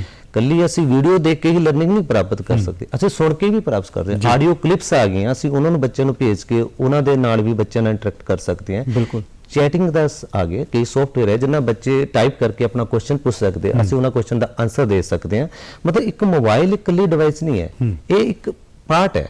ਇਸ ਤੋਂ ਇਲਾਵਾ ਸਾਡੇ ਕੋਲ ਕਈ ਡਿਵਾਈਸ ਹੈਗੀਆਂ ਜਿਨ੍ਹਾਂ ਦਾ ਅਸੀਂ ਐਜੂਕੇਸ਼ਨ ਦੇ ਵਿੱਚ ਯੂਜ਼ ਕਰਕੇ ਤੇ ਜਿਹੜਾ ਆਪਣਾ ਇਹ ਟੀਚਿੰਗ ਲਰਨਿੰਗ ਪ੍ਰੋਸੈਸ ਹੈ ਇਹਨੂੰ ਇਫੈਕਟਿਵ ਬਣਾ ਸਕਦੇ ਹਾਂ, ਇੰਟਰਸਟਿੰਗ ਬਣਾ ਸਕਦੇ ਹਾਂ। ਜੀ ਜੀ ਸਰ, ਇੱਥੇ ਮੈਂ ਵੀ ਕਹਿਣਾ ਚਾਹੁੰਦਾ, ਇੰਟਰਸਟਿੰਗ ਜੇਕਰ ਬਣੇਗੀ ਕੋਈ ਚੀਜ਼, ਇੰਟਰਸਟ ਬਣੇਗੀ, ਆ ਮੇਰੇ ਇੰਟਰਸਟ ਦੀ ਕੋਈ ਚੀਜ਼ ਹੈ ਤਾਂ ਮੈਂ ਉਹਦੇ ਨੂੰ ਚੰਗੀ ਤਰ੍ਹਾਂ ਸਿੱਖ ਪਾਵਾਂਗਾ। ਬਿਲਕੁਲ। ਜੇਕਰ ਉਹ ਮੈਨੂੰ ਇੰਟਰਸਟ ਨਹੀਂ ਲੱਗ ਰਹੀ ਤਾਂ ਮੈਂ ਉਹਨੂੰ ਇਗਨੋਰ ਕਰਾਂਗਾ। ਇਸ ਤਰ੍ਹਾਂ ਨਾਲ ਜਦੋਂ ਅਸੀਂ ਟੀਚਿੰਗ ਲਰਨਿੰਗ ਪ੍ਰੋਸੈਸ ਨੂੰ ਇਹਨਾਂ ਟੈਕਨੋਲੋਜੀ ਦੀ ਵਰਤੋਂ ਕਰਕੇ ਇੰਟਰਸਟਿੰਗ ਬਣਾ ਦਿੰਦੇ ਆ ਤੇ ਬੱਚਾ ਉਹਦੇ ਵੱਲ ਖਿੱਚਿਆ ਆਉਂਦਾ, ਬੱਚਾ ਉਹਦੇ ਨਾਲ ਜੁੜਦਾ ਹੈਗਾ। ਤੇ ਜਦੋਂ ਬੱਚਾ ਜੁੜੇਗਾ, ਚੰਗੀ ਤਰ੍ਹਾਂ ਸਮਝੇਗਾ, ਤੇ ਆਪਸਲੀ ਸਾਡਾ ਮੇਨ ਮਕਸਦ ਤੇ ਬੱਚੇ ਨੂੰ ਐਜੂਕੇਟ ਕਰਨਾ ਹੈ। ਬਿਲਕੁਲ। ਇਹ ਇਸ ਚੀਜ਼ ਦਾ ਸਹਾਰਾ ਲੈ ਕੇ ਅਸੀਂ ਬੱਚੇ ਨੂੰ ਅੱਛੀ ਤਰ੍ਹਾਂ ਨਾਲ ਐਜੂਕੇਟ ਕਰ ਸਕਦੇ ਹਾਂ। ਜੀ ਬਿਲਕੁਲ। ਆਪਾਂ ਭਾਰਤ ਦੇਸ਼ ਦੀ ਗੱਲ ਕਰਦੇ ਹਾਂ, ਇਸ ਵਕਤ ਇਸ ਨੂੰ ਇੰਡਸਟਰੀ ਹੱਬ ਵੀ ਕਿਹਾ ਜਾ ਰਿਹਾ ਹੈ, ਟੈਕਨੋਲੋਜੀ ਹੱਬ ਵੀ ਕਿਹਾ ਜਾ ਰਿਹਾ ਹੈ, ਕੰਪਨੀ ਹੱਬ ਵੀ ਕਿਹਾ ਜਾ ਰਿਹਾ ਹੈ, ਤੇ ਹਰ ਖੇਤਰ ਵਿੱਚ ਭਾਰਤ ਇਸ ਵਕਤ ਛਾਇਆ ਪਿਆ ਹੈ। ਐਜੂਕੇਸ਼ਨ ਸਿਸਟਮ ਇਸ ਦਾ ਦਿਨੋਂ ਦਿਨ ਇਸ ਤਰ੍ਹਾਂ ਗਰੋ ਹੁੰਦਾ ਪਿਆ ਹੈ ਕਿ ਜਿੱਥੇ ਅਸੀਂ ਅਕੈਡਮਿਕ ਸਟੱਡੀ ਦੇ ਨਾਲ ਜੁੜੇ ਹਾਂ, ਬੱਚੇ ਉਨੇ ਹੀ ਪ੍ਰੈਕਟੀਕਲ ਨੌਲੇਜ ਦੇ ਵਿੱਚ ਵੀ ਪੂਰਾ ਲਾਹਾ ਲੈ ਰਹੇ ਨੇ ਅਧਿਆਪਕਾਂ ਦੀ ਮਦਦ ਦੇ ਨਾਲ। ਤੇ ਟੈਕਨੋਲੋਜੀ ਦੇ ਦੌਰ ਵਿੱਚ ਜੇ ਮੈਂ ਪ੍ਰੈਕਟੀਕਲੀ ਗੱਲ ਕਰਾਂ ਤੇ ਪ੍ਰੈਕਟੀਕਲ ਕਿੰਨਾ ਕੁ ਜ਼ਰੂਰੀ ਹੋ ਜਾਂਦੇ ਨੇ, ਜਿਸ ਤਰ੍ਹਾਂ ਲੈਬਸ ਵਗੈਰਾ ਹੋ ਗਈਆਂ ਜਾਂ ਕੰਪਿਊਟਰ ਲੈਬਸ ਹੋ ਗਈਆਂ? ਸਰ ਦੇਖੋ, ਟੈਕਨੋਲੋਜੀ ਨੂੰ ਜੇ ਚੰਗੀ ਤਰ੍ਹਾਂ ਸਮਝਣਾ ਤੇ ਪ੍ਰੈਕਟੀਕਲ ਦਾ ਹੋਣਾ ਲਾਜ਼ਮੀ ਹੈ। ਬਿਨਾਂ ਪ੍ਰੈਕਟੀਕਲ ਤੋਂ ਅਸੀਂ ਇਹ ਚੀਜ਼ ਨੂੰ ਅਡਾਪਟ ਨਹੀਂ ਕਰ ਸਕਦੇ। ਜੇ ਅਸੀਂ ਸਿਰਫ ਬੱਚੇ ਨੂੰ ਦਿਖਾਈ ਜਾਈਏ ਕਿ ਇਹ ਮੋਬਾਈਲ ਹੈ ਜੀ, ਇਹ ਕੰਪਿਊਟਰ ਹੈ ਜੀ, ਇਹ CPU ਹੈ, ਤੇ ਬੱਚਾ ਉਹਨੂੰ ਚੰਗੀ ਤਰ੍ਹਾਂ ਅੰਡਰਸਟੈਂਡ ਨਹੀਂ ਕਰ ਪਾਏਗਾ। ਲੇਕਿਨ ਜਦੋਂ ਅਸੀਂ ਲੈਬ ਦੇ ਵਿੱਚ ਜਾ ਕੇ ਬੱਚੇ ਨੂੰ ਉਹਨੂੰ ਆਪਰੇਟ ਕਰਨ ਦਵਾਂਗੇ, ਉਹਨੂੰ ਉਹ ਆਪਣੇ ਹੱਥ ਨਾਲ ਉਹਨੂੰ ਚਲਾਏਗਾ, ਆਪਣੇ ਹੱਥ ਨਾਲ ਵਰਤੇਗਾ, ਤੇ ਉਹ ਜ਼ਿਆਦਾ ਅੰਡਰਸਟੈਂਡ ਕਰੇਗਾ, ਉਹ ਘੱਟ ਸਮੇਂ ਦੇ ਵਿੱਚ ਅੰਡਰਸਟੈਂਡ ਕਰੇਗਾ ਔਰ ਵਧੀਆ ਕਰੇਗਾ। ਤੇ ਇਸ ਕਰਕੇ ਸਾਨੂੰ ਜਿਹੜੇ ਹੈ ਪ੍ਰੈਕਟੀਕਲ ਸਾਈਡ ਬਾਈ ਸਾਈਡ ਰੱਖਣੇ ਹੀ ਚਾਹੀਦੇ ਆ, ਭਾਵੇਂ ਉਹ ਕਿਸੇ ਵੀ ਸ਼ੇਪ ਦੇ ਵਿੱਚ, ਸਕੂਲ ਦੇ ਵਿੱਚ ਹੋਣ ਜਾਂ ਅਸੀਂ ਆਨਲਾਈਨ ਪ੍ਰੈਕਟੀਕਲ ਕਰਾਈਏ, ਲੈਬ ਦੇ ਵਿੱਚ ਪ੍ਰੈਕਟੀਕਲ ਕਰਾਈਏ, ਲੇਕਿਨ ਪ੍ਰੈਕਟੀਕਲ ਤੋਂ ਬਿਨਾਂ ਸਰ ਸਾਡੀ ਲਰਨਿੰਗ ਸਫਲ ਨਹੀਂ ਹੋ ਸਕਦੀ। ਤੇ ਜਿਸ ਤਰ੍ਹਾਂ ਬੱਚੇ ਟੈਕਨੋਲੋਜੀ ਦੇ ਨਾਲ ਜੁੜੇ ਨੇ ਤੇ ਜਾਂ ਅਧਿਆਪਕ ਬੱਚਿਆਂ ਨੂੰ ਟੈਕਨੋਲੋਜੀ ਦੇ ਨਾਲ ਜੋੜ ਰਹੇ ਨੇ ਐਜੂਕੇਸ਼ਨ ਕਰਕੇ, ਤੇ ਕਿਸ ਤਰ੍ਹਾਂ ਦਾ ਰਿਸ਼ਤਾ ਸਾਹਮਣੇ ਲਗਾਤਾਰ ਆ ਰਿਹਾ ਹੈ ਕਿ ਬੱਚੇ ਕਿੰਨੀ ਕੁ ਉਤਸੁਕਤਾ ਵਿਖਾ ਰਹੇ ਨੇ ਟੈਕਨੋਲੋਜੀ ਦੇ ਨਾਲ? ਸਰ, ਬੱਚੇ ਜ਼ਿਆਦਾ ਇੰਟਰਸਟ ਪੈਦਾ ਕਰ ਰਹੇ ਆ ਜੀ, ਕਿਉਂਕਿ ਸਰ ਦੇਖੋ, ਪਹਿਲਾਂ ਵੀ ਜਿੱਦਾਂ ਆਪਾਂ ਗੱਲ ਕਰ ਰਹੇ ਹਾਂ, ਜਦੋਂ ਪਹਿਲਾਂ ਇੱਕ ਟੀਚਰ ਕਲਾਸਰੂਮ ਦੇ ਵਿੱਚ ਪੜ੍ਹਾਉਂਦਾ ਸੀ ਜੀ, ਤੇ ਉਸ ਟਾਈਮ ਉਹ ਬਲੈਕ ਬੋਰਡ ਤੇ ਯੂਜ਼ ਕਰਦਾ ਸੀ। ਜਦੋਂ ਬੱਚਾ ਕਲਾਸਰੂਮ ਦੇ ਬਾਹਰ ਨਿਕਲ ਜਾਂਦਾ ਸੀ ਤੇ ਉਹਦੇ ਦੋ ਹੀ ਸਹਾਰੇ ਰਹਿ ਜਾਂਦੇ ਸਨ, ਇੱਕ ਤੇ ਜੋ ਉਹਨੇ ਉੱਥੇ ਕਾਪੀ ਤੇ ਨੋਟ ਕੀਤਾ ਹੁੰਦਾ ਸੀ, ਤੇ ਜਾਂ ਇੱਕ ਟੈਕਸਟ ਬੁੱਕ। ਬਿਲਕੁਲ। ਮਤਲਬ ਜੇਕਰ ਬੱਚੇ ਨੇ 6 ਘੰਟੇ ਦੀ ਸਕੂਲ ਐਜੂਕੇਸ਼ਨ ਤੋਂ ਬਾਅਦ 18 ਘੰਟੇ ਦੀ ਘਰ ਜਾ ਕੇ ਜੋ ਵੀ ਸਟੱਡੀ ਕਰਨੀ ਹੈ, ਉਹਦੇ ਵਿੱਚ ਸਿਰਫ ਉਹਦਾ ਇੱਕੋ ਹੀ ਸਾਧਨ ਸੀ, ਕਿਤਾਬ, ਜਿਹੜਾ ਇੱਕ ਵਨ ਵੇ ਇੰਟਰੈਕਟ ਸੀ। ਜੀ ਜੀ ਬਿਲਕੁਲ। ਸਿਰਫ ਅਸੀਂ ਕਿਤਾਬਾਂ ਤੋਂ ਪੜ੍ਹ ਹੀ ਸਕਦੇ ਸੀ, ਅਸੀਂ ਕੋਈ ਉਹ ਤੋਂ ਕੁਐਸਚਨ ਨਹੀਂ ਪੁੱਛ ਸਕਦੇ ਸੀ। ਕੋਈ ਚੀਜ਼ ਸਾਨੂੰ ਲੈਕਚਰ ਵਿੱਚ ਲਿਖਣੀ ਭੁੱਲ ਗਈ, ਜਾਂ ਉਸ ਟਾਈਮ ਮੈਂ ਲਿਖ ਨਹੀਂ ਪਾਇਆ, ਜਾਂ ਮੈਂ ਉਸ ਟਾਈਮ ਲਿਖ ਲਿਆ ਮੈਨੂੰ ਸਮਝ ਨਹੀਂ ਆਇਆ, ਤੇ ਮੈਂ ਘਰ ਆ ਕੇ ਉਹਦਾ ਰਿਪੀਟ ਨਹੀਂ ਦੇਖ ਸਕਦਾ ਸੀ। ਬਿਲਕੁਲ। ਲੇਕਿਨ ਹੁਣ ਟੈਕਨੋਲੋਜੀ ਦੀ ਵਰਤੋਂ ਹੈ, ਜੇਕਰ ਉਹ ਟੀਚਰ ਨੇ ਉਹ ਲੈਕਚਰ ਪੜ੍ਹਾਉਣ ਦੇ ਨਾਲ ਨਾਲ ਰਿਕਾਰਡ ਕਰਕੇ ਤੁਹਾਨੂੰ ਸੋਸ਼ਲ ਮੀਡੀਆ ਦੇ ਦੁਆਰਾ ਤੁਹਾਨੂੰ ਸੈਂਡ ਕੀਤਾ ਹੋਇਆ, ਜੇ ਤੁਹਾਨੂੰ ਪੜ੍ਹਦੇ ਰਾਤ ਨੂੰ 12 ਵਜੇ 1 ਵਜੇ ਜਦੋਂ ਵੀ ਤੁਹਾਨੂੰ ਡਾਊਟ ਮਹਿਸੂਸ ਹੁੰਦਾ ਕਿ ਇਹ ਮੈਨੂੰ ਕਨਸੈਪਟ ਕਲੀਅਰ ਨਹੀਂ ਹੋਇਆ, ਤੇ ਮੈਂ ਉਹਨੂੰ ਦੁਬਾਰਾ ਚਲਾ ਕੇ ਉਹਨੂੰ ਦੇਖ ਸਕਦਾ। ਜਿਸ ਤਰ੍ਹਾਂ ਕੀ ਹੋਏਗਾ ਕਿ ਬੱਚੇ ਦਾ ਡੇ ਬਾਏ ਡੇ ਡੇਲੀ ਉਹਦੇ ਜਿਹੜੇ ਸਵਾਲ ਹੈ ਉਹਨਾਂ ਦੇ ਆਨਸਰ ਜਿਹੜੇ ਉਹਨੂੰ ਮਿਲਦੇ ਜਾਣਗੇ, ਬੱਚਾ ਆਪਣੇ ਆਪ ਟੈਕਨੋਲੋਜੀ ਨਾਲ ਜੁੜਨਾ ਸ਼ੁਰੂ ਹੋ ਜਾਏਗਾ। ਬਿਲਕੁਲ, ਇਹ ਗੱਲ ਠੀਕ ਹੈ ਕਿ ਕਹਿੰਦੇ ਨੇ ਕਿ youth can change the waves of the nation, ਹਨਾ। ਇਹ ਬਦਲ ਸਕਦੇ ਨੇ ਵੇਵ ਨੂੰ, ਨੇਸ਼ਨ ਦੀ ਨੂੰ, ਜੇ ਸਹੀ ਢੰਗ ਦੇ ਨਾਲ ਇਸ ਦੀ ਵਰਤੋਂ ਕਰਦੇ ਨੇ। ਟੈਕਨੋਲੋਜੀ ਦੇ ਵਿੱਚ ਮੋਬਾਈਲ ਵੀ ਹੈ, ਟੈਕਨੋਲੋਜੀ ਦੇ ਵਿੱਚ ਕੰਪਿਊਟਰ ਵੀ ਹੈ, ਟੈਕਨੋਲੋਜੀ ਦੇ ਵਿੱਚ ਹੋਰ ਕਈ ਸਾਧਨ ਆ ਜਾਂਦੇ ਨੇ। ਪਰ ਜਦੋਂ ਆਪਾਂ ਮਾਪਿਆਂ ਦੇ ਨਾਲ ਇਨ ਸੰਪਰਕ 'ਚ ਆਉਂਦੇ ਆ ਨਾ, ਤੇ ਉਹ ਸੰਪਰਕ ਦੇ ਵਿੱਚ ਕਹਿ ਦਿੰਦੇ ਨੇ ਕਿ ਸ਼ਾਇਦ ਬੱਚਿਆਂ ਨੂੰ ਐਨਕਾਂ ਲੱਗ ਗਈਆਂ, ਮੋਬਾਈਲ ਜ਼ਿਆਦਾ ਵਰਤ ਲਿਆ, ਬੱਚਿਆਂ ਨੇ ਕੰਪਿਊਟਰ ਜ਼ਿਆਦਾ ਵਰਤ ਲਿਆ, ਐਨਕਾਂ ਲੱਗ ਗਈਆਂ। ਪਰ ਫਿਰ ਵੀ ਜ਼ਰੂਰੀ ਹੈ ਟੈਕਨੋਲੋਜੀ ਦੇ ਨਾਲ ਜੁੜਨਾ। ਪਰ ਜੇ ਮੈਂ ਯੂਜ਼ ਤੇ ਮਿਸਯੂਜ਼ ਦੀ ਗੱਲ ਕਰਾਂ, ਤੇ ਤੁਸੀਂ ਟੈਕਨੋਲੋਜੀ ਨੂੰ ਕਿਸ ਤਰਫ ਲੈ ਕੇ ਜਾਂਦੇ ਹੋ? ਸਰ ਦੇਖੋ, ਐਜੂਕੇਸ਼ਨ ਦੇ ਖੇਤਰ ਦੇ ਵਿੱਚ ਸਿੱਕੇ ਦੇ ਦੋ ਪਹਿਲੂ ਹੈ ਜੀ, ਹੈਡ ਔਰ ਟੇਲ ਜੀ। ਜੇਕਰ ਕਿਸੇ ਚੀਜ਼ ਦੇ ਕੋਈ ਲਾਭ ਹੈ ਤਾਂ ਉਹਦੀਆਂ ਹਾਨੀਆਂ ਵੀ ਹੈਗੀਆਂ ਜੀ, ਤੇ ਸਾਡੀ ਇਹ ਜ਼ਿੰਮੇਵਾਰੀ ਬਣਦੀ ਹੈ, ਸਾਡੇ ਸਮਾਜ ਦੀ, ਸਾਡੀ ਮਾਪਿਆਂ ਦੀ, ਅਧਿਆਪਕਾਂ ਦੀ ਜ਼ਿੰਮੇਵਾਰੀ ਇਹ ਬਣਦੀ ਹੈ ਕਿ ਅਸੀਂ ਲਾਭ ਵਾਲਾ ਪੱਖ ਨੂੰ ਵਧਾਈਏ ਤੇ ਜਿਹੜਾ ਹਾਨੀ ਵਾਲਾ ਪੱਖ ਹੈ ਉਹਨੂੰ ਘਟਾਉਣ ਦੀ ਕੋਸ਼ਿਸ਼ ਕੀਤੀ ਜਾਵੇ ਤਾਂ ਜੋ ਉਹਦਾ ਇਫੈਕਟਿਵ ਯੂਜ਼ ਹੋ ਸਕੇ। ਹੁਣ ਜਿੱਦਾਂ ਮੈਂ ਗੱਲ ਕੀਤੀ ਹੈ ਪਹਿਲਾਂ ਵੀ ਕਿ ਆਪਾਂ 6 ਘੰਟੇ ਸਕੂਲ ਦੇ ਵਿੱਚ ਰਹਿੰਦਾ ਬੱਚਾ, 6 ਤੋਂ 7 ਘੰਟੇ, ਉਸ ਤੋਂ ਬਾਅਦ ਬੱਚਾ ਜੋ ਘਰ ਚਲਾ ਗਿਆ, ਹੁਣ ਬੱਚਾ ਘਰ ਚਲੇ ਗਿਆ, ਹੁਣ ਮਾਪਿਆਂ ਦੀ ਦੇਖ ਰੇਖ ਦੇ ਵਿੱਚ ਉਹ ਡਿਵਾਈਸ ਦੀ ਵਰਤੋਂ ਕਰ ਰਿਹਾ ਸਰ। ਜੀ। ਹੁਣ ਬੱਚਾ ਜਦੋਂ ਵਰਤੋਂ ਕਰੇਗਾ, ਓਬਵੀਅਸਲੀ ਬੱਚਾ ਉਹਦਾ ਮਿਸਯੂਜ਼ ਵੀ ਕਰੇਗਾ। ਬਿਲਕੁਲ, ਕੋਈ ਐਡਵਰਟਾਈਜ਼ਮੈਂਟ ਆ ਜਾਂਦੀ ਹੈ ਜਾਂ ਕੁਝ ਵੀ ਆ ਜਾਂਦਾ ਤੇ ਬੱਚਾ ਉਹਦੇ ਵੱਲ ਅਟਰੈਕਟ ਹੋਣਾ ਸ਼ੁਰੂ ਹੋ ਜਾਂਦਾ। ਹੁਣ ਪੇਰੈਂਟਸ ਕੋਲ ਵੀ ਕਈ ਵਾਰ ਟਾਈਮ ਨਹੀਂ ਹੈ, ਕਿਉਂਕਿ ਪੇਰੈਂਟਸ ਜੋਬ ਤੇ ਜਾ ਰਹੇ, ਕੰਮਾਂ ਕਾਰਾਂ ਤੇ ਜਾ ਰਹੇ ਸਰ, ਉਹਨਾਂ ਬੱਚੇ ਨੂੰ ਡਿਵਾਈਸ ਤੇ ਲੈ ਕੇ ਦੇਤੀ। ਲੇਕਿਨ ਸਾਨੂੰ ਪੇਰੈਂਟਸ ਨੂੰ ਇਹ ਵੀ ਅਵੇਅਰ ਕਰਨਾ ਚਾਹੀਦਾ ਸਰ ਕਿ ਜਿਹੜੀ ਬੱਚੇ ਨੂੰ ਅਸੀਂ ਡਿਵਾਈਸ ਦਿੱਤੀ ਹੈ, ਇਹਦੇ ਤੇ ਵੀ ਅਸੀਂ ਕੰਟਰੋਲ ਰੱਖ ਸਕਦੇ ਹਾਂ। ਕਈ ਐਪਸ ਐਸੀਆਂ ਹੈਗੀਆਂ ਜਿਹਦੇ ਨਾਲ ਅਸੀਂ ਉਹਨਾਂ ਦੀ ਡਿਵਾਈਸ ਨੂੰ ਕੰਟਰੋਲ ਕਰ ਸਕਦੇ ਹਾਂ ਕਿ ਬੱਚਾ ਕਿੰਨੇ ਘੰਟੇ ਚ ਡਿਵਾਈਸ ਚਲਾ ਸਕਦਾ, ਕਿਹੜੀ ਸਾਈਡ ਚਲਾ ਸਕਦਾ, ਕਿਹੜੀ ਨਹੀਂ ਚਲਾ ਸਕਦਾ, ਕਿੰਨੇ ਵਜੇ ਉਹਦੀ ਸਕਰੀਨ ਬੰਦ ਹੋ ਜਾਵੇ, ਕਿੰਨੇ ਵਜੇ ਉਹਦੀ ਸਕਰੀਨ ਔਨ ਹੋ ਜਾਵੇ, ਜਾਂ ਬੱਚੇ ਨੇ ਜਦੋਂ ਅਸੀਂ ਡਿਵਾਈਸ ਦਿੱਤੀ ਹੈ ਉਸ ਤੋਂ ਬਾਅਦ ਕਿਹੜੀਆਂ ਵੈਬਸਾਈਟਾਂ ਉਹਨੇ ਖੋਲੀਆਂ ਹੈਗੀਆਂ, ਕਿਹਦੇ ਨਾਲ ਚੈਟਿੰਗ ਕੀਤੀ ਹੈ, ਇਹ ਸਾਰੀਆਂ ਚੀਜ਼ਾਂ ਦਾ ਰਿਕਾਰਡ ਅਸੀਂ ਰੱਖ ਸਕਦੇ ਹਾਂ। ਇਹਦੇ ਲਈ ਜਿਹੜਾ ਹੈਗਾ ਮਾਪਿਆਂ ਦਾ ਅਵੇਅਰ ਹੋਣਾ ਬਹੁਤ ਜ਼ਰੂਰੀ ਸੀ। ਜੇਕਰ ਅਸੀਂ ਬੱਚੇ ਨੂੰ ਡਿਵਾਈਸ ਦੇਣ ਤੋਂ ਬਾਅਦ ਉਹਦੀ ਪੂਰੀ ਮੋਨੀਟਰਿੰਗ ਕਰਾਂਗੇ ਕਿ ਬੱਚਾ ਇਹ ਕਿੱਥੇ ਯੂਜ਼ ਕਰ ਰਿਹਾ, ਕਿੱਥੇ ਨਹੀਂ ਯੂਜ਼ ਕਰ ਰਿਹਾ, ਮਿਸਯੂਜ਼ ਤਾਂ ਨਹੀਂ ਕਰ ਰਿਹਾ, ਜਾਂ ਜੇ ਬੱਚਾ ਖੇਲ ਵੀ ਰਿਹਾ ਤਾਂ ਕਿੰਨੇ ਟਾਈਮ ਉਸ ਨੂੰ ਖੇਲਣ ਵਾਲੇ ਪਾਸੇ ਲਗਾ ਰਿਹਾ। ਇਹ ਤਾਂ ਨਹੀਂ ਹੈ ਕਿ ਅਸੀਂ ਸਵੇਰੇ ਡਿਵਾਈਸ ਦੇ ਕੇ ਚਲੇ ਜਾਂਦੇ ਹਾਂ ਤੇ ਸ਼ਾਮ ਤੱਕ ਆਉਂਦੇ ਹਾਂ ਤੇ ਬੱਚਾ ਕਹਿੰਦਾ ਮੈਂ ਪੜ੍ਹਿਆ ਲੇਕਿਨ ਉਹ ਖੇਲਦਾ ਹੀ ਰਹਿ ਗਿਆ। ਇਸ ਚੀਜ਼ ਨੂੰ ਮਾਪਿਆਂ ਨੂੰ ਕੰਟਰੋਲ ਕੀਤਾ ਜਾ ਸਕਦਾ। ਇਸ ਕਰਕੇ ਮਾਪਿਆਂ ਨੂੰ ਅਵੇਅਰ ਹੋਣਾ ਪਏਗਾ, ਉਹਨਾਂ ਸੌਫਟਵੇਅਰ ਬਾਰੇ, ਉਹਨਾਂ ਐਪਸ ਬਾਰੇ ਇਨਫੋਰਮੇਸ਼ਨ ਲੈਣੀ ਪਏਗੀ ਕਿ ਕਿੰਨਾ ਐਪਸ ਦੁਆਰਾ ਅਸੀਂ ਬੱਚੇ ਦੀ ਡਿਵਾਈਸ ਨੂੰ ਅਸੀਂ ਕੰਟਰੋਲ ਕਰ ਸਕਦੇ ਹਾਂ, ਨਾ ਕਿ ਬੱਚਾ। ਬਿਲਕੁਲ, ਇਹ ਵੀ ਟੈਕਨੋਲੋਜੀ ਹੋ ਗਈ, ਟੈਕਨੋਲੋਜੀ ਦਾ ਪਾਰਟ ਹੈ ਸਰ। ਐਜੂਕੇਸ਼ਨ ਦੇ ਵਿੱਚ ਟੈਕਨੋਲੋਜੀ ਦਾ ਪਾਰਟ ਹੈ, ਕਿਉਂਕਿ ਦੇਖੋ ਇੱਕ ਸਮਝਦਾਰ ਵਿਅਕਤੀ ਤੇ ਜਾਣਦਾ ਕਿ ਮੈਂ ਇੱਥੋਂ ਕੀ ਕੰਮ ਲੈਣਾ। ਬੱਚਾ ਤੇ ਬੱਚਾ ਹੀ ਹੈ। ਬਿਲਕੁਲ ਸਹੀ ਗੱਲ। ਉਹਨੂੰ ਅਸੀਂ ਜਿਸ ਪਾਸੇ ਮੋਲਡ ਕਰਾਂਗੇ ਬੱਚਾ ਉਸ ਪਾਸੇ ਚਲਾ ਜਾਏਗਾ। ਇਸ ਕਰਕੇ ਇਹ ਮਾਪਿਆਂ ਦੀ ਇੱਕ ਬਹੁਤ ਵੱਡੀ ਜ਼ਿੰਮੇਵਾਰੀ ਬਣ ਜਾਂਦੀ ਹੈ ਕਿ ਉਹ ਉਸ ਡਿਵਾਈਸ ਜਿਹੜੀ ਬੱਚੇ ਨੂੰ ਦਿੱਤੀ ਹੈ ਉੱਤੇ ਪੂਰੀ ਨਿਗਰਾਨੀ ਰੱਖਣ ਕਿ ਬੱਚਾ ਕਿੰਨੇ ਟਾਈਮ ਲਈ, ਕਿਹੜੀ ਚੀਜ਼ ਲਈ, ਕਦੋਂ ਤੇ ਕਿਵੇਂ ਇਸ ਨੂੰ ਵਰਤ ਰਿਹਾ। ਟੈਕਨੋਲੋਜੀ ਦਾ ਖੇਤਰ ਤੇ ਦੇਖੋ ਜ਼ਿੰਦਗੀ ਦੇ ਹਰ ਖੇਤਰ ਦੇ ਵਿੱਚ ਹੈ ਹੀ। ਬਿਲਕੁਲ। ਤੇ ਅਸੀਂ ਮਤਲਬ ਕਿ ਇਹ ਗੱਲ ਕਰ ਰਹੇ ਹਾਂ ਵਿੱਦਿਆ ਦੇ ਖੇਤਰ ਦੀ। ਵਿੱਦਿਆ ਦੇ ਖੇਤਰ ਦੇ ਨਾਲ ਅਧਿਆਪਕ ਵੀ ਜੁੜੇ ਹੋਏ ਨੇ ਤੇ ਕਈ ਵਾਰੀ ਦੇਖਣ ਨੂੰ ਕੀ ਹੁੰਦਾ ਹੈ ਕਿ ਇਹ ਕਈ ਅਧਿਆਪਕ ਰਿਟਾਇਰਮੈਂਟ ਦੀ ਏਜ ਦੇ ਉੱਤੇ ਨੇ, ਪਰ ਉਹਨਾਂ ਦੇ ਉੱਤੇ ਭਾਰ ਵੀ ਬਹੁਤ ਹੈ, ਪਰ ਫਿਰ ਵੀ ਉਹ ਅੱਜ ਕੱਲ੍ਹ ਕੰਪਿਊਟਰ ਦੇ ਨਾਲ ਜੁੜੇ ਹੋਏ ਨੇ ਜਾਂ ਟੈਕਨੋਲੋਜੀ ਦੇ ਹੋਰ ਖੇਤਰਾਂ ਦੇ ਨਾਲ ਜੁੜੇ ਹੋਏ ਨੇ, ਪਰ ਕਿਤੇ ਕੋਈ ਪ੍ਰੋਬਲਮਸ ਵੀ ਆ ਜਾਂਦੀਆਂ ਨੇ ਸ਼ਾਇਦ ਉਹਨਾਂ ਨੂੰ ਆਪਰੇਟਿੰਗ ਦੇ ਵਿੱਚ, ਹੈ ਨਾ ਜੀ। ਤੇ ਟੈਕਨੋਲੋਜੀ ਦੇ ਮੁਤਾਬਕ ਕੀ ਅਧਿਆਪਕ ਆਪਣੇ ਆਪ ਨੂੰ ਅਡਾਪਟ ਉਸ ਟੈਕਨੋਲੋਜੀ ਨੂੰ ਅਡਾਪਟ ਕਰ ਸਕੇ ਨੇ? ਬਿਲਕੁਲ ਸਰ, ਬਹੁਤ ਵਧੀਆ ਕੁਐਸਚਨ ਹੈ ਸਰ ਇਹ, ਕਿਉਂਕਿ ਦੇਖੋ ਕਰੋਨਾ ਨੇ ਸਾਨੂੰ ਬਹੁਤ ਕੁਝ ਸਿਖਾਇਆ, ਕਿਉਂਕਿ ਉਹਦੇ ਜੇਕਰ ਉਹੀ ਗੱਲ ਜੋ ਆਪਾਂ ਪਹਿਲਾਂ ਕੀਤੀ ਹੈ, ਲਾਭ ਹਾਨੀ ਸਾਥ ਚੱਲਦੇ ਸੀ। ਕਰੋਨਾ ਦੇ ਸਮੇਂ ਦੇ ਵਿੱਚ ਸਾਡੇ ਅਧਿਆਪਕਾਂ ਨੇ ਟੈਕਨੋਲੋਜੀ ਨੂੰ ਵਰਤਣਾ ਸਿੱਖਿਆ। ਸਾਡੇ ਡਿਪਾਰਟਮੈਂਟ ਵੱਲੋਂ ਵੀ ਕਈ ਉਹਨਾਂ ਦੇ ਸੈਮੀਨਾਰਸ ਲਗਾਏ ਗਏ ਕਿ ਕਿੱਦਾਂ ਅਸੀਂ ਬੱਚਿਆਂ ਦੇ ਨਾਲ ਆਨਲਾਈਨ ਮੀਟਿੰਗ ਕਰਨੀ ਹੈ, ਕਿੱਦਾਂ ਤੁਸੀਂ ਲੈਕਚਰ ਰਿਕਾਰਡ ਕਰਕੇ ਬੱਚਿਆਂ ਨੂੰ ਡਿਲੀਵਰ ਕਰਨੇ ਹੈ। ਇਹ ਸਾਰੀ ਟ੍ਰੇਨਿੰਗ ਬੱਚਿਆਂ ਨੇ ਦਿੱਤੀ ਹੈ ਸਰ। ਪ੍ਰੈਕਟੀਕਲ ਸਭ ਚੀਜ਼ਾਂ ਨੂੰ ਸੋਲਵ ਕਰ ਦਿੰਦੀ। ਬਿਲਕੁਲ। ਜਦੋਂ ਤੱਕ ਅਸੀਂ ਪ੍ਰੈਕਟੀਕਲ ਨਹੀਂ ਕਰਦੇ ਸਾਨੂੰ ਉਹ ਚੀਜ਼ ਬਹੁਤ ਵੱਡੀ ਲੱਗਦੀ ਹੈ ਤੇ ਸਾਤੋਂ ਹੋਣੀ ਨਹੀਂ ਹੈ। ਜਦੋਂ ਅਸੀਂ ਉਹਦਾ ਪ੍ਰੈਕਟੀਕਲ ਕਰਨਾ ਸ਼ੁਰੂ ਕਰ ਦਿੰਦੇ ਆ ਤੇ ਉਹ ਚੀਜ਼ ਬੜੀ ਆਸਾਨੀ ਨਾਲ ਹੋਣੀ ਸ਼ੁਰੂ ਹੋ ਜਾਂਦੀ। ਲਗਭਗ ਅੱਜ ਸਾਰਾ ਸਾਡਾ ਅਧਿਆਪਕ ਵਰਗ ਟੈਕਨੋਲੋਜੀ ਦੀ ਵਰਤੋਂ ਸਿੱਧੇ ਜਾਂ ਅਸਿੱਧੇ ਰੂਪ ਦੇ ਵਿੱਚ ਕਰ ਰਿਹਾ ਹੈ, ਕਿਉਂਕਿ ਉਹਨੂੰ ਵੀ ਬੜਾ ਬੈਨੀਫਿਟ ਹੈ। ਹੁਣ ਮੈਂ ਇੱਥੇ ਇੱਕ ਗੱਲ ਹੋਰ ਵੀ ਸਾਂਝੀ ਕਰਨਾ ਚਾਹੁੰਦਾ ਸਰ। ਦੇਖੋ ਹਰ ਬੰਦਾ ਪਰਫੈਕਟ ਨਹੀਂ ਹੁੰਦਾ। ਮੈਂ ਕੋਈ ਨੋਟਸ ਤਿਆਰ ਕੀਤੇ ਪਹਿਲਾਂ ਉਹ ਨੋਟਸ ਮੇਰੇ ਤੱਕ ਹੀ ਰਹਿੰਦੇ ਸੀ। ਬਿਲਕੁਲ ਠੀਕ ਹੈ। ਮੈਨੂੰ ਉਹਨਾਂ ਨੋਟਸ ਦੇ ਵਿੱਚ ਕੀ ਕਮੀਆਂ ਮੈਨੂੰ ਨਹੀਂ ਪਤਾ ਲੱਗਦਾ ਸੀ, ਕਿਉਂਕਿ ਮੈਂ ਕਿਸੇ ਨਾਲ ਸ਼ੇਅਰ ਹੀ ਨਹੀਂ ਕਰ Share ਨਹੀਂ ਪਾਉਂਦਾ। ਕਰਦਾ। ਜੀ ਜੀ ਜੀ। ਮੇਰੇ ਕੋਲ ਉਹ ਕਿਤਾਬ ਘਰ 'ਚ ਪਈ ਹੁੰਦੀ ਸੀ, ਮੈਂ ਉਹ ਤੋਂ ਬੱਚਿਆਂ ਨੂੰ ਪੜ੍ਹਾ ਦਿੰਦਾ ਸੀ, ਤੇ ਬਿਲਕੁਲ। ਉੱਥੇ ਉਨੇ ਕਿ ਦਾਇਰੇ 'ਚ ਜੀ, ਰਹਿੰਦੇ। ਜੀ। ਅੱਜ ਕੱਲ੍ਹ ਟੀਚਰਸ ਕੀ ਕਰ ਰਹੇ, ਆਪਣੇ ਨੋਟਸ ਸ਼ੇਅਰ ਕਰਦੇ ਆ। ਮੈਂ ਤੁਹਾਡੇ ਨਾਲ ਸ਼ੇਅਰ ਕੀਤੇ, ਤੁਸੀਂ ਅੱਗੇੋਂ ਕੀਤੇ, ਆਪਾਂ ਨੂੰ ਜਿਹੜਾ ਬੈਸਟ ਮਟੀਰੀਅਲ ਮਿਲਦਾ ਹੈ, ਜੀ ਜੀ। ਉਹਨੂੰ ਅਸੀਂ ਮੋਡੀਫਾਈ ਕਰਕੇ ਅਸੀਂ ਬੱਚਿਆਂ ਨੂੰ ਡਿਲੀਵਰ Deliver ਕਰਦੇ ਕਰ ਹਾਂ। ਕਿ ਟੀਚਰਸ ਨੇ ਜਦੋਂ ਇਹਦੀ ਟੈਕਨੋਲੋਜੀ ਦੀ ਵਰਤੋਂ ਕਰਨੀ ਸ਼ੁਰੂ ਕੀਤੀ, ਉਹਨਾਂ ਦੇ ਵਿੱਚ ਆਪਣੇ ਆਪ ਵਿੱਚ ਵੀ ਇੰਪਰੂਵਮੈਂਟ ਆਈ। ਜੀ ਜੀ ਜੀ।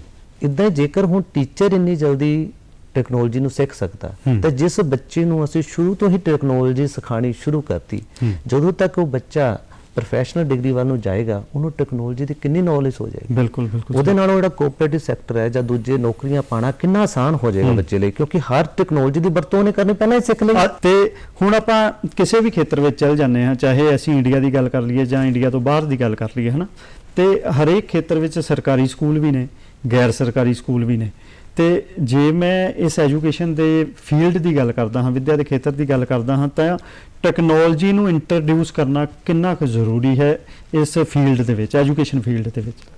ਸਰ 21ਵੀਂ ਸਦੀ ਨੂੰ ਡਿਜੀਟਲ ਯੁੱਗ ਕਿਹਾ ਜਾਂਦਾ ਸੀ। ਜੀ ਬਿਲਕੁਲ। ਠੀਕ ਹੈ ਜੀ, ਇਹ ਡਿਜੀਟਲ ਯੁੱਗ ਹੈ ਸਰ। ਜੇਕਰ ਅਸੀਂ ਟੈਕਨੋਲੋਜੀ ਦਾ ਯੂਜ਼ ਨਹੀਂ ਕਰਾਂਗੇ ਤਾਂ ਅਸੀਂ ਬਹੁਤ ਪਿੱਛੇ ਰਹਿ ਜਾਵਾਂਗੇ ਸਰ। ਐਜੂਕੇਸ਼ਨ ਦੇ ਵਿੱਚ ਟੈਕਨੋਲੋਜੀ ਦਾ ਯੂਜ਼ ਕਰਨਾ ਸਭ ਤੋਂ ਜ਼ਿਆਦਾ ਜ਼ਰੂਰੀ ਹੈ, ਕਿਉਂਕਿ ਇੱਥੋਂ ਬੱਚਾ ਆਪਣੀ ਜਿਹੜੀ ਜਰਨੀ ਉਹ ਸਟਾਰਟ ਕਰਦਾ ਹੈ। ਇਹ ਬੱਚੇ ਦੀ ਜਰਨੀ ਹੈ, ਕਿਸਮ ਦੀ ਲਾਈਫ ਦੀ, ਜਿਹੜੀ ਉਹਨੇ ਸ਼ੁਰੂ ਕਰਨੀ ਹੈ। ਬਿਲਕੁਲ। ਜੇਕਰ ਇਸ ਟਾਈਮ ਤੇ ਬੱਚੇ ਨੂੰ ਪ੍ਰੋਪਰ ਅਸੀਂ ਤਰੀਕੇ ਨਾਲ ਐਜੂਕੇਸ਼ਨ ਦੇ ਪਾਵਾਂਗੇ, ਤਾਂ ਹੀ ਬੱਚਾ ਅੱਗੇ ਵਧੇਗਾ। ਇਸ ਕਰਕੇ ਚੰਗੀ ਐਜੂਕੇਸ਼ਨ ਦੇਣ ਦੇ ਲਈ ਸਾਨੂੰ ਪ੍ਰਾਈਵੇਟ ਸੈਕਟਰ ਹੋਵੇ ਭਾਵੇਂ ਸਰਕਾਰੀ ਸੈਕਟਰ ਹੋਵੇ, ਦੋਨਾਂ ਦੇ ਵਿੱਚ ਟੈਕਨੋਲੋਜੀ ਦਾ ਇਸਤੇਮਾਲ ਕਰਨਾ ਹੀ ਪਵੇਗਾ ਔਰ ਕਰ ਵੀ ਰਹੇ ਹਾਂ ਅਸੀਂ। ਸਾਰੇ ਟੀਚਰ ਕਰ ਰਹੇ ਆ। ਟੈਕਨੋਲੋਜੀ ਵਧੀਆ ਢੰਗ ਨਾਲ ਇਸਤੇਮਾਲ ਕਰਕੇ ਵਧੀਆ ਚੀਜ਼ਾਂ ਬੱਚਿਆਂ ਨੂੰ ਦਿਖਾ ਕੇ ਉਹਨੂੰ এনवायरमेंट ਦੇ ਨਾਲ ਆਲੇ ਦੁਆਲੇ ਨਾਲ ਰਿਲੇਟ ਕਰਕੇ ਅਸੀਂ ਬੈਟਰ ਐਜੂਕੇਸ਼ਨ ਦੇ ਸਕਦੇ ਹਾਂ, ਜੀ ਜੀ ਜੀ। ਜੋ ਕਿ ਟੈਕਨੋਲੋਜੀ ਤੋਂ ਬਿਨਾ ਪੋਸੀਬਲ ਨਹੀਂ ਹੈਗਾ। ਪੋਸੀਬਲ ਨਹੀਂ ਹੈਗਾ।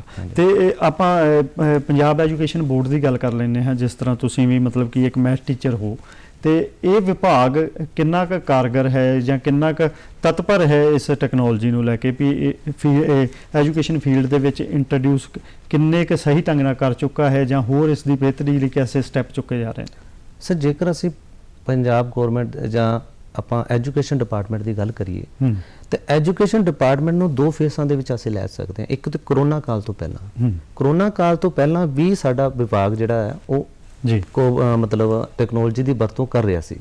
ਉਸ ਟਾਈਮ ਸਾਡੇ ਲੈਕਚਰ ਰਿਕਾਰਡ ਕੀਤੇ ਜਾਂਦੇ ਸੀ, ਉਹ ਲਾਈਵ ਜਾਂ ਰਿਕਾਰਡਡ ਲੈਕਚਰ ਸਾਡੇ ਐਜੂਸੈਟ ਦੇ ਰਾਹੀਂ ਸਾਡੇ ਸਕੂਲਾਂ ਦੇ ਵਿੱਚ ਟੈਲੀਕਾਸਟ ਕੀਤੇ ਜਾਂਦੇ ਸੀ ਸਰ।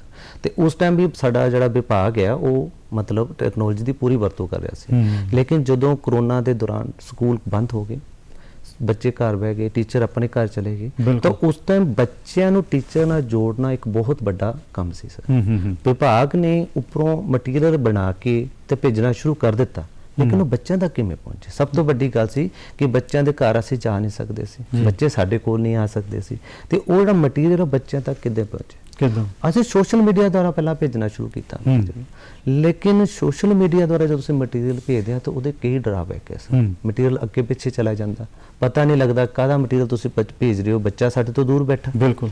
ਤਾਂ ਉਸ ਸਮੇਂ ਸਾਡੇ ਵਿਭਾਗ ਵੱਲੋਂ ਇੱਕ ਐਪ ਜਿਹੜੀ ਬਣਾਈ ਗਈ, ਪੰਜਾਬ ਐਜੂਕੇਅਰ ਐਪ, ਉਹ ਕਰੋਨਾ ਦੇ ਸਮੇਂ ਦੀ ਹੀ ਕਾਰਡ ਹੈ ਸਰ। ਜੀ ਜੀ। ਠੀਕ ਹੈ, ਉਸ ਸਮੇਂ ਉਹ ਐਪ ਬਣਾਈ ਗਈ ਜਿਹਦੇ ਅੱਜ ਜਿਹੜੇ ਹੈ 1.16 ਕਰੋੜ ਦੇ ਕਰੀਬ ਉਹਨੂੰ ਯੂਜ਼ ਕਰ ਰਹੇ ਆ। ਅੱਛਾ। ਮਤਲਬ ਉਹਦੇ ਵਿੱਚ ਜਿੰਨਾ ਵੀ ਮਟੀਰੀਅਲ ਵਿਭਾਗ ਦੁਆਰਾ ਜਾਂ ਸਾਡੇ ਸਾਥੀ ਟੀਚਰਾਂ ਦੁਆਰਾ ਡਿਵੈਲਪ ਕੀਤਾ ਗਿਆ, ਉਸ ਐਪ ਨੂੰ ਵਿੱਚ ਇੱਕ ਸਿਸਟਮੈਟਿਕ ਢੰਗ ਦੇ ਨਾਲ ਅਰੇਂਜ ਕਰਕੇ ਲਗਾਇਆ ਗਿਆ। ਉਹਦੇ ਵਿੱਚ ਸੋਲੂਸ਼ਨ ਵੀ ਲਗਾਏ ਗਏ, ਉਹਦੇ ਵਿੱਚ ਆਡੀਓ ਵੀ ਲਗਾਈਆਂ, ਐਨੀਮੇਸ਼ਨਸ ਵੀ ਲਗਾਈਆਂ ਗਈਆਂ, ਵੀਡੀਓ ਵੀ ਲਗਾਈਆਂ ਗਈਆਂ, ਤਾਂ ਜੋ ਬੱਚਾ ਘਰ ਬੈਠਾ ਉਹਨੂੰ ਹਰ ਪ੍ਰਕਾਰ ਦੀ ਐਜੂਕੇਸ਼ਨ ਜਿਹੜੀ ਆ ਉਹ ਪ੍ਰਾਪਤ ਕਰ ਸਕੇ। ਤੇ ਵਿਭਾਗ ਨੇ ਵੀ ਇਹਦੇ ਚ ਬਹੁਤ ਜਾਗਰੂਕ, ਵਿਭਾਗ ਨੇ ਆਨਲਾਈਨ ਅਧਿਆਪਕਾਂ ਦੇ ਸੈਮੀਨਾਰ ਕਰਾਏ, ਉਹ ਆਨਲਾਈਨ ਕਲਾਸਾਂ ਕਿੱਦਾਂ ਲੈ ਸਕਦੇ ਆ, ਜਾਂ ਆਪਣੇ ਲੈਕਚਰਾਂ ਨੂੰ ਕਿੱਦਾਂ ਰਿਕਾਰਡ ਕਰਕੇ ਬੱਚਿਆਂ ਨੂੰ ਕਿੱਦਾਂ ਭੇਜ ਸਕਦੇ ਆ। ਇੱਥੋਂ ਤੱਕ ਕਿ ਕਈ ਕੋਕੂਲਰ ਐਕਟੀਵਿਟੀਜ਼ ਵੀ ਵਿਭਾਗ ਨੇ ਕਰੋਨਾ ਸਮੇਂ ਦੌਰਾਨ ਕਰਾਈਆਂ। ਉਹਨਾਂ ਨੇ ਕੁਇਜ਼ ਆਰਗੇਨਾਈਜ਼ ਕਰਾਏ, पेंटिंग कंपटीशन ऑनलाइन ऑर्गेनाइज कराए, ਤਾਂ ਜੋ ਬੱਚਿਆਂ ਨੂੰ ਅਸੀਂ ਐਜੂਕੇਸ਼ਨ ਦੇ ਨਾਲ ਜੋੜ ਕੇ ਰੱਖ ਸਕੀਏ। ਵਿਭਾਗ ਨੂੰ ਪਤਾ ਸੀ ਕਿ ਜੇਕਰ ਇਹ 2 ਜਾਂ 2.5 ਸਾਲ ਜਾਂ ਜਿੰਨਾ ਸਮਾਂ ਕਰ ਹੈ, ਜੇ ਇੰਨੇ ਸਮੇਂ ਦੌਰਾਨ ਅਸੀਂ ਬੱਚਿਆਂ ਨੂੰ ਇਕੱਲਾ ਛੱਡ ਦਿੱਤਾ ਤੇ ਇਹਨਾਂ ਨੂੰ ਮੁੜ ਕੇ ਪੜ੍ਹਾਈ ਦੇ ਨਾਲ ਜੋੜਨਾ ਔਖਾ ਹੋ ਜਾਣਾ। ਤੇ ਦੇਖੋ ਕਰੋਨਾ ਕਾਲ ਦੇ ਵਿੱਚ ਜਾਂ ਹੁਣ ਤੱਕ ਵੀ ਦੂਰਦਰਸ਼ਨ ਵੀ ਲਗਾਤਾਰ ਬੱਚਿਆਂ ਨੂੰ ਸਿੱਖਿਆ ਪ੍ਰਣਾਲੀ ਦੇ ਨਾਲ ਜੋੜਦਾ ਰਿਹਾ ਹੈ। ਖਾਸ ਕਰਕੇ ਕਰੋਨਾ ਦੌਰ ਦੇ ਵਿੱਚ ਦੂਰਦਰਸ਼ਨ ਡੀਡੀ ਪੰਜਾਬੀ ਨੇ ਇਹ ਪ੍ਰੋਗਰਾਮ ਇਸ ਤਰ੍ਹਾਂ ਕੀਤੇ ਕਿ ਲਗਾਤਾਰ ਲਾਈਵ ਪ੍ਰੋਗਰਾਮ ਦੇ ਰਾਹੀਂ ਬੱਚਿਆਂ ਨੂੰ ਐਜੂਕੇਸ਼ਨ ਦਿੱਤੀ ਗਈ, ਚਾਹੇ ਉਹ ਸੈਕੰਡਰੀ ਬੱਚੇ ਹੋਣ, ਚਾਹੇ ਛੋਟੇ ਬੱਚੇ ਹੋਣ, ਜਾਂ ਜਿਹੜੀ ਵੀ ਕਲਾਸ ਦੇ ਨਾਲ ਉਹ ਸੰਬੰਧ ਰੱਖਦੇ ਹੋਣ। ਦੂਰਦਰਸ਼ਨ ਨੇ ਕੋਸ਼ਿਸ਼ ਕੀਤੀ ਕਿ ਉਹ ਘਰ ਘਰ ਦੇ ਵਿੱਚ ਐਜੂਕੇਸ਼ਨ ਨੂੰ ਪਹੁੰਚਾ ਸਕੇ, ਕਿਉਂਕਿ ਵਿੱਦਿਆ ਹੀ ਮਨੁੱਖ ਦਾ ਤੀਜਾ ਨੇਤਰ ਹੈ ਤੇ ਇਹ ਇੱਕ ਸੇਵਾ ਵੀ ਹੈ ਤੇ ਇੱਕ ਹੱਕ ਵੀ ਹੈ ਇੱਕ ਬੱਚੇ ਦਾ ਕਿ ਉਹ ਵਿੱਦਿਆ ਪ੍ਰਾਪਤ ਕਰੇ, ਉਸ ਦਾ ਰਾਈਟ ਵੀ ਹੈ।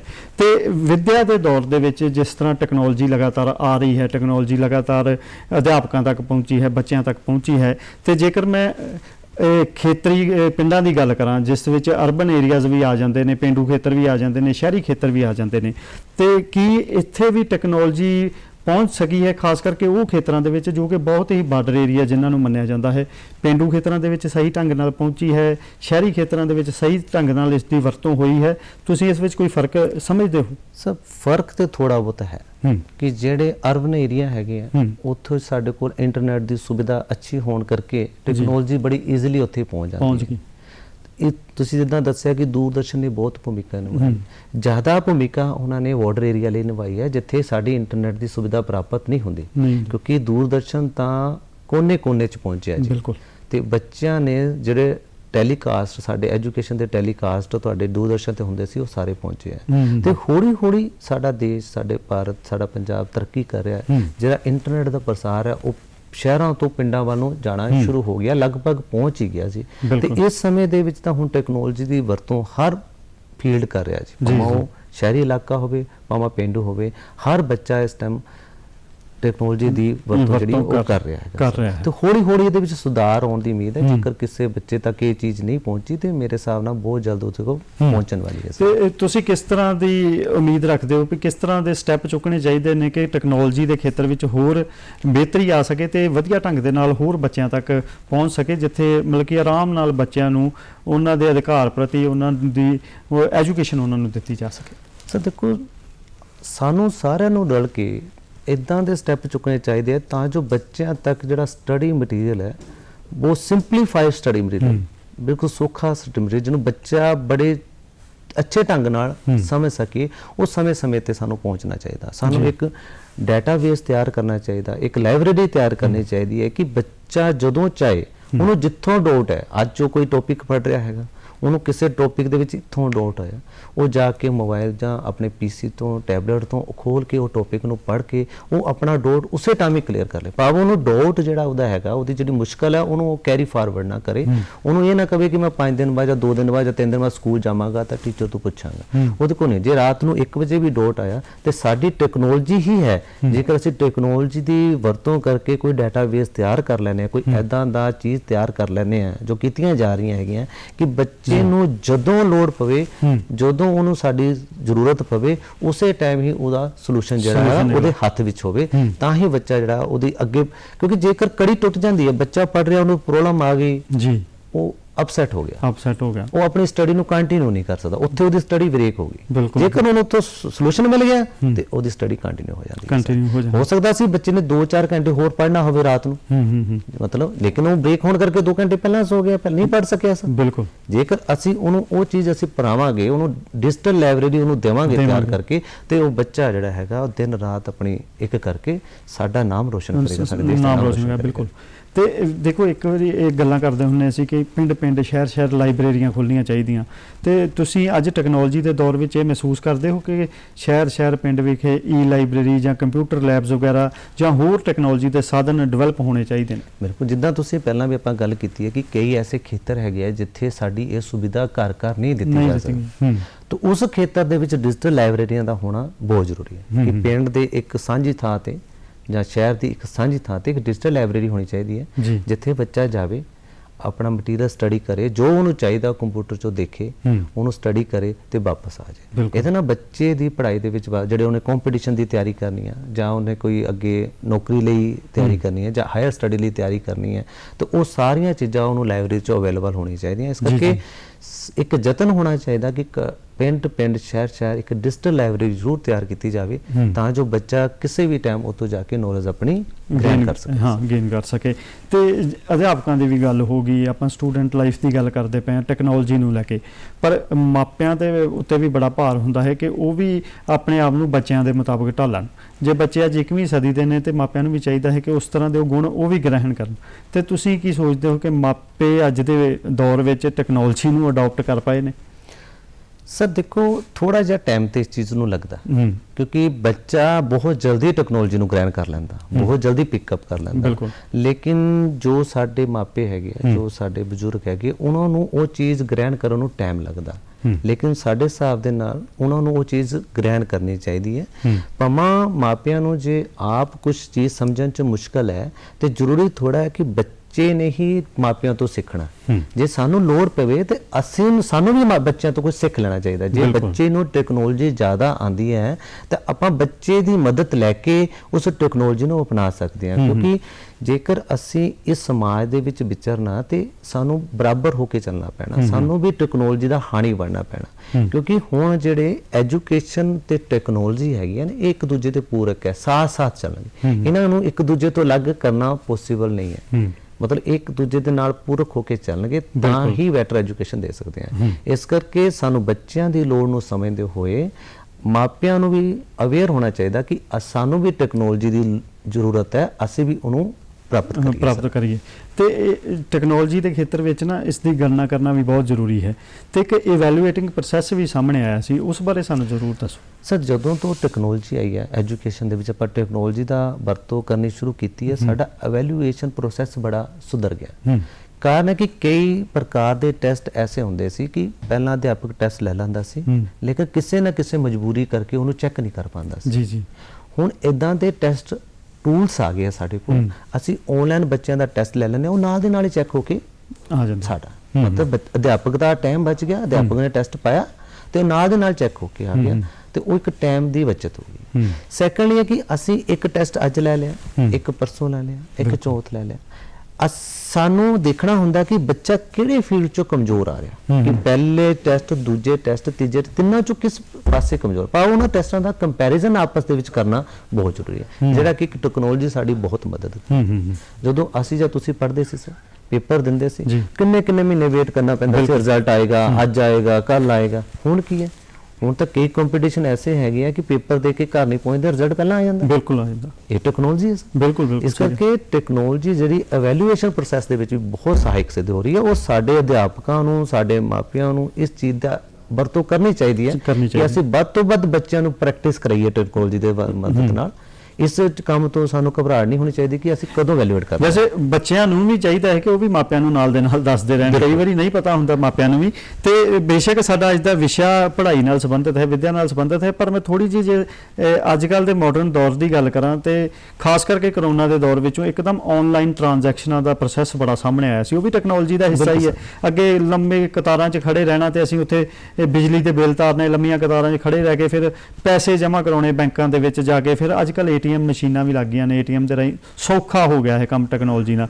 ਤੇ ਤੁਸੀਂ ਇਸ ਪ੍ਰੋਸੈਸ ਨੂੰ ਕਿਵੇਂ ਇਵੈਲੂਏਟ ਕਰਦੇ ਹੋ? ਸਰ, ਤੁਸੀਂ ਜਦੋਂ ਆਪਾਂ ਛੋਟੇ ਸੀ ਜਾਂ ਛੋਟੀ ਸਾਡੀ ਉਮਰ ਘੱਟ ਸੀ, ਉਦੋਂ ਜੇਕਰ ਤੁਸੀਂ ਬੈਂਕ 'ਚੋਂ ਪੈਸੇ ਕਢਾਉਣੇ ਹੁੰਦੇ ਸੀ ਨਾ, ਤੁਹਾਨੂੰ ਛੁੱਟੀ ਕਰਨੀ ਪੈਂਦੀ ਸੀ। ਬਿਲਕੁਲ। ਤੁਸੀਂ ਔਨ ਡਿਊਟੀ ਤੋਂ ਅੱਗੇ ਪਿੱਛੇ ਬੈਂਕ 'ਚੋਂ ਪੈਸਾ ਨਹੀਂ ਕਢਵਾ ਸਕਦੇ ਸੀ। ਤੇ ਅੱਜ ਟੈਕਨੋਲੋਜੀ ਨੇ ਸਾਨੂੰ ਇੰਨਾ ਆਸਾਨ ਕਰਤਾ ਕਿ ਅਸੀਂ ਦਿਨ 'ਚ ਭਾਵੇਂ 50 ਵਾਰੀ 20 ਵਾਰੀ ਟ੍ਰਾਂਜੈਕਸ਼ਨ ਕਰ ਲਈਏ। ਬਿਲਕੁਲ ਠੀਕ ਹੈ। ਇਸ ਕਰਕੇ ਟੈਕਨੋਲੋਜੀ ਨੇ ਉਸ ਖੇਤਰ ਦੇ ਵਿੱਚ ਵੀ ਹੈ, ਲੇਕਿਨ ਥੋੜੇ ਜਿਹੀਆਂ ਸੇਫਟੀਆਂ ਤੇ ਸਾਨੂੰ ਉਹਦੇ 'ਚ ਅਵੇਅਰ ਕਰਨੀ ਚਾਹੀਦੀਆਂ ਕਿ ਜੋ ਗਲਤ ਲਿੰਕ ਕਈ ਵਾਰੀ ਆਪਾਂ ਸੋਸ਼ਲ ਮੀਡੀਆ ਤੇ ਸ਼ੇਅਰ ਕਰ ਦਿੰਦੇ ਆ, ਆਪਾਂ ਨੂੰ ਦੇਖਣਾ ਚਾਹੀਦਾ ਕਿ ਇਸ ਲਿੰਕ ਤੇ ਸਾਨੂੰ ਕਲਿੱਕ ਕਰਨਾ ਚਾਹੀਦਾ ਕਿ ਨਹੀਂ। ਇਹ ਅਵੇਅਰਨੈਸ ਬਹੁਤ ਜ਼ਰੂਰੀ ਹੈ। ਇਹ ਬੱਚੇ ਨੂੰ ਵੀ ਅਵੇਅਰਨੈਸ ਚਾਹੀਦੀ ਹੈ, ਇਹ ਮਾਪਿਆਂ ਨੂੰ ਵੀ ਚਾਹੀਦੀ ਹੈ, ਸਾਡੇ ਅਧਿਆਪਕ ਸਾਥੀਆਂ ਨੂੰ ਚਾਹੀਦਾ ਕਿ ਉਹਨਾਂ ਦੋਨਾਂ ਨੂੰ ਇਹ ਅਵੇਅਰਨੈਸ ਦੇਵੇ ਕਿ ਜਿਹੜੀ ਵੀ ਚੀਜ਼, ਕੋਈ ਵੀ ਟ੍ਰਾਂਜੈਕਸ਼ਨ ਦੇ ਨਾਲ ਸੰਬੰਧਿਤ ਕੋਈ ਵੀ ਚੀਜ਼ ਕਰਨੀ ਹੈ, ਉਸ ਨੂੰ ਪਹਿਲਾਂ ਇਵੈਲੂਏਟ ਜ਼ਰੂਰ ਕਰ ਲਿਆ ਜਾਵੇ। ਬਿਲਕੁਲ। ਜੇ ਟੈਕਨੋਲੋਜੀ ਸਾਡੀ ਜ਼ਿੰਦਗੀ ਦੇ ਵਿੱਚ ਆਈ ਹੈ ਦੋਸਤੋ, ਤਾਂ ਕਿਤੇ ਨਾ ਕਿਤੇ ਸਾਨੂੰ ਅਵੇਅਰ ਹੋਣਾ ਵੀ ਚਾਹੀਦਾ ਹੈ। ਕਿਤੇ ਨਾ ਕਿਤੇ ਫਰਾਡ ਦਾ ਵੀ ਡਰ ਹੈ, ਠੱਗੀਆਂ ਵੀ ਲਗਾਤਾਰ ਵੱਧ ਰਹੀਆਂ ਨੇ, ਪਰ ਵਿੱਦਿਆ ਦੇ ਖੇਤਰ ਦੇ ਵਿੱਚ ਟੈਕਨੋਲੋਜੀ ਬਹੁਤ ਜ਼ਰੂਰੀ ਹੈ। ਮਾਪਿਆਂ ਨੂੰ ਵੀ ਚਾਹੀਦਾ ਹੈ, ਅਧਿਆਪਕਾਂ ਨੂੰ ਵੀ ਚਾਹੀਦਾ ਹੈ, ਬੱਚਿਆਂ ਨੂੰ ਵੀ ਚਾਹੀਦਾ ਹੈ ਕਿ ਇਸ ਟੈਕਨੋਲੋਜੀ ਨੂੰ ਪੂਰੀ ਤਰ੍ਹਾਂ ਗ੍ਰਹਿਣ ਕਰਨ ਤਾਂ ਜੋ ਵਿੱਦਿਆ ਦੇ ਖੇਤਰ ਨੂੰ ਹੋਰ ਸੁਖਾਲਾ ਬਣਾਇਆ ਜਾ ਸਕੇ ਅਤੇ ਬੱਚਿਆਂ ਨੂੰ ਵਧੀਆ ਵਿੱਦਿਆ ਦਿੱਤੀ ਜਾ ਸਕੇ। ਦੀਪਕ ਕੁਮਾਰ ਜੀ, ਤੁਸੀਂ ਸਟੂਡੀਓ ਵਿੱਚ ਆਏ, ਤੁਹਾਡਾ ਬਹੁਤ ਬਹੁਤ ਥੈਂਕ ਯੂ ਸ਼ੁਕਰੀਆ। Sir, thank you sir. ਦਰਸ਼ਕੋ ਤੁਹਾਡਾ ਵੀ ਬਹੁਤ ਬਹੁਤ ਸ਼ੁਕਰੀਆ, ਮਿਹਰਬਾਨੀ।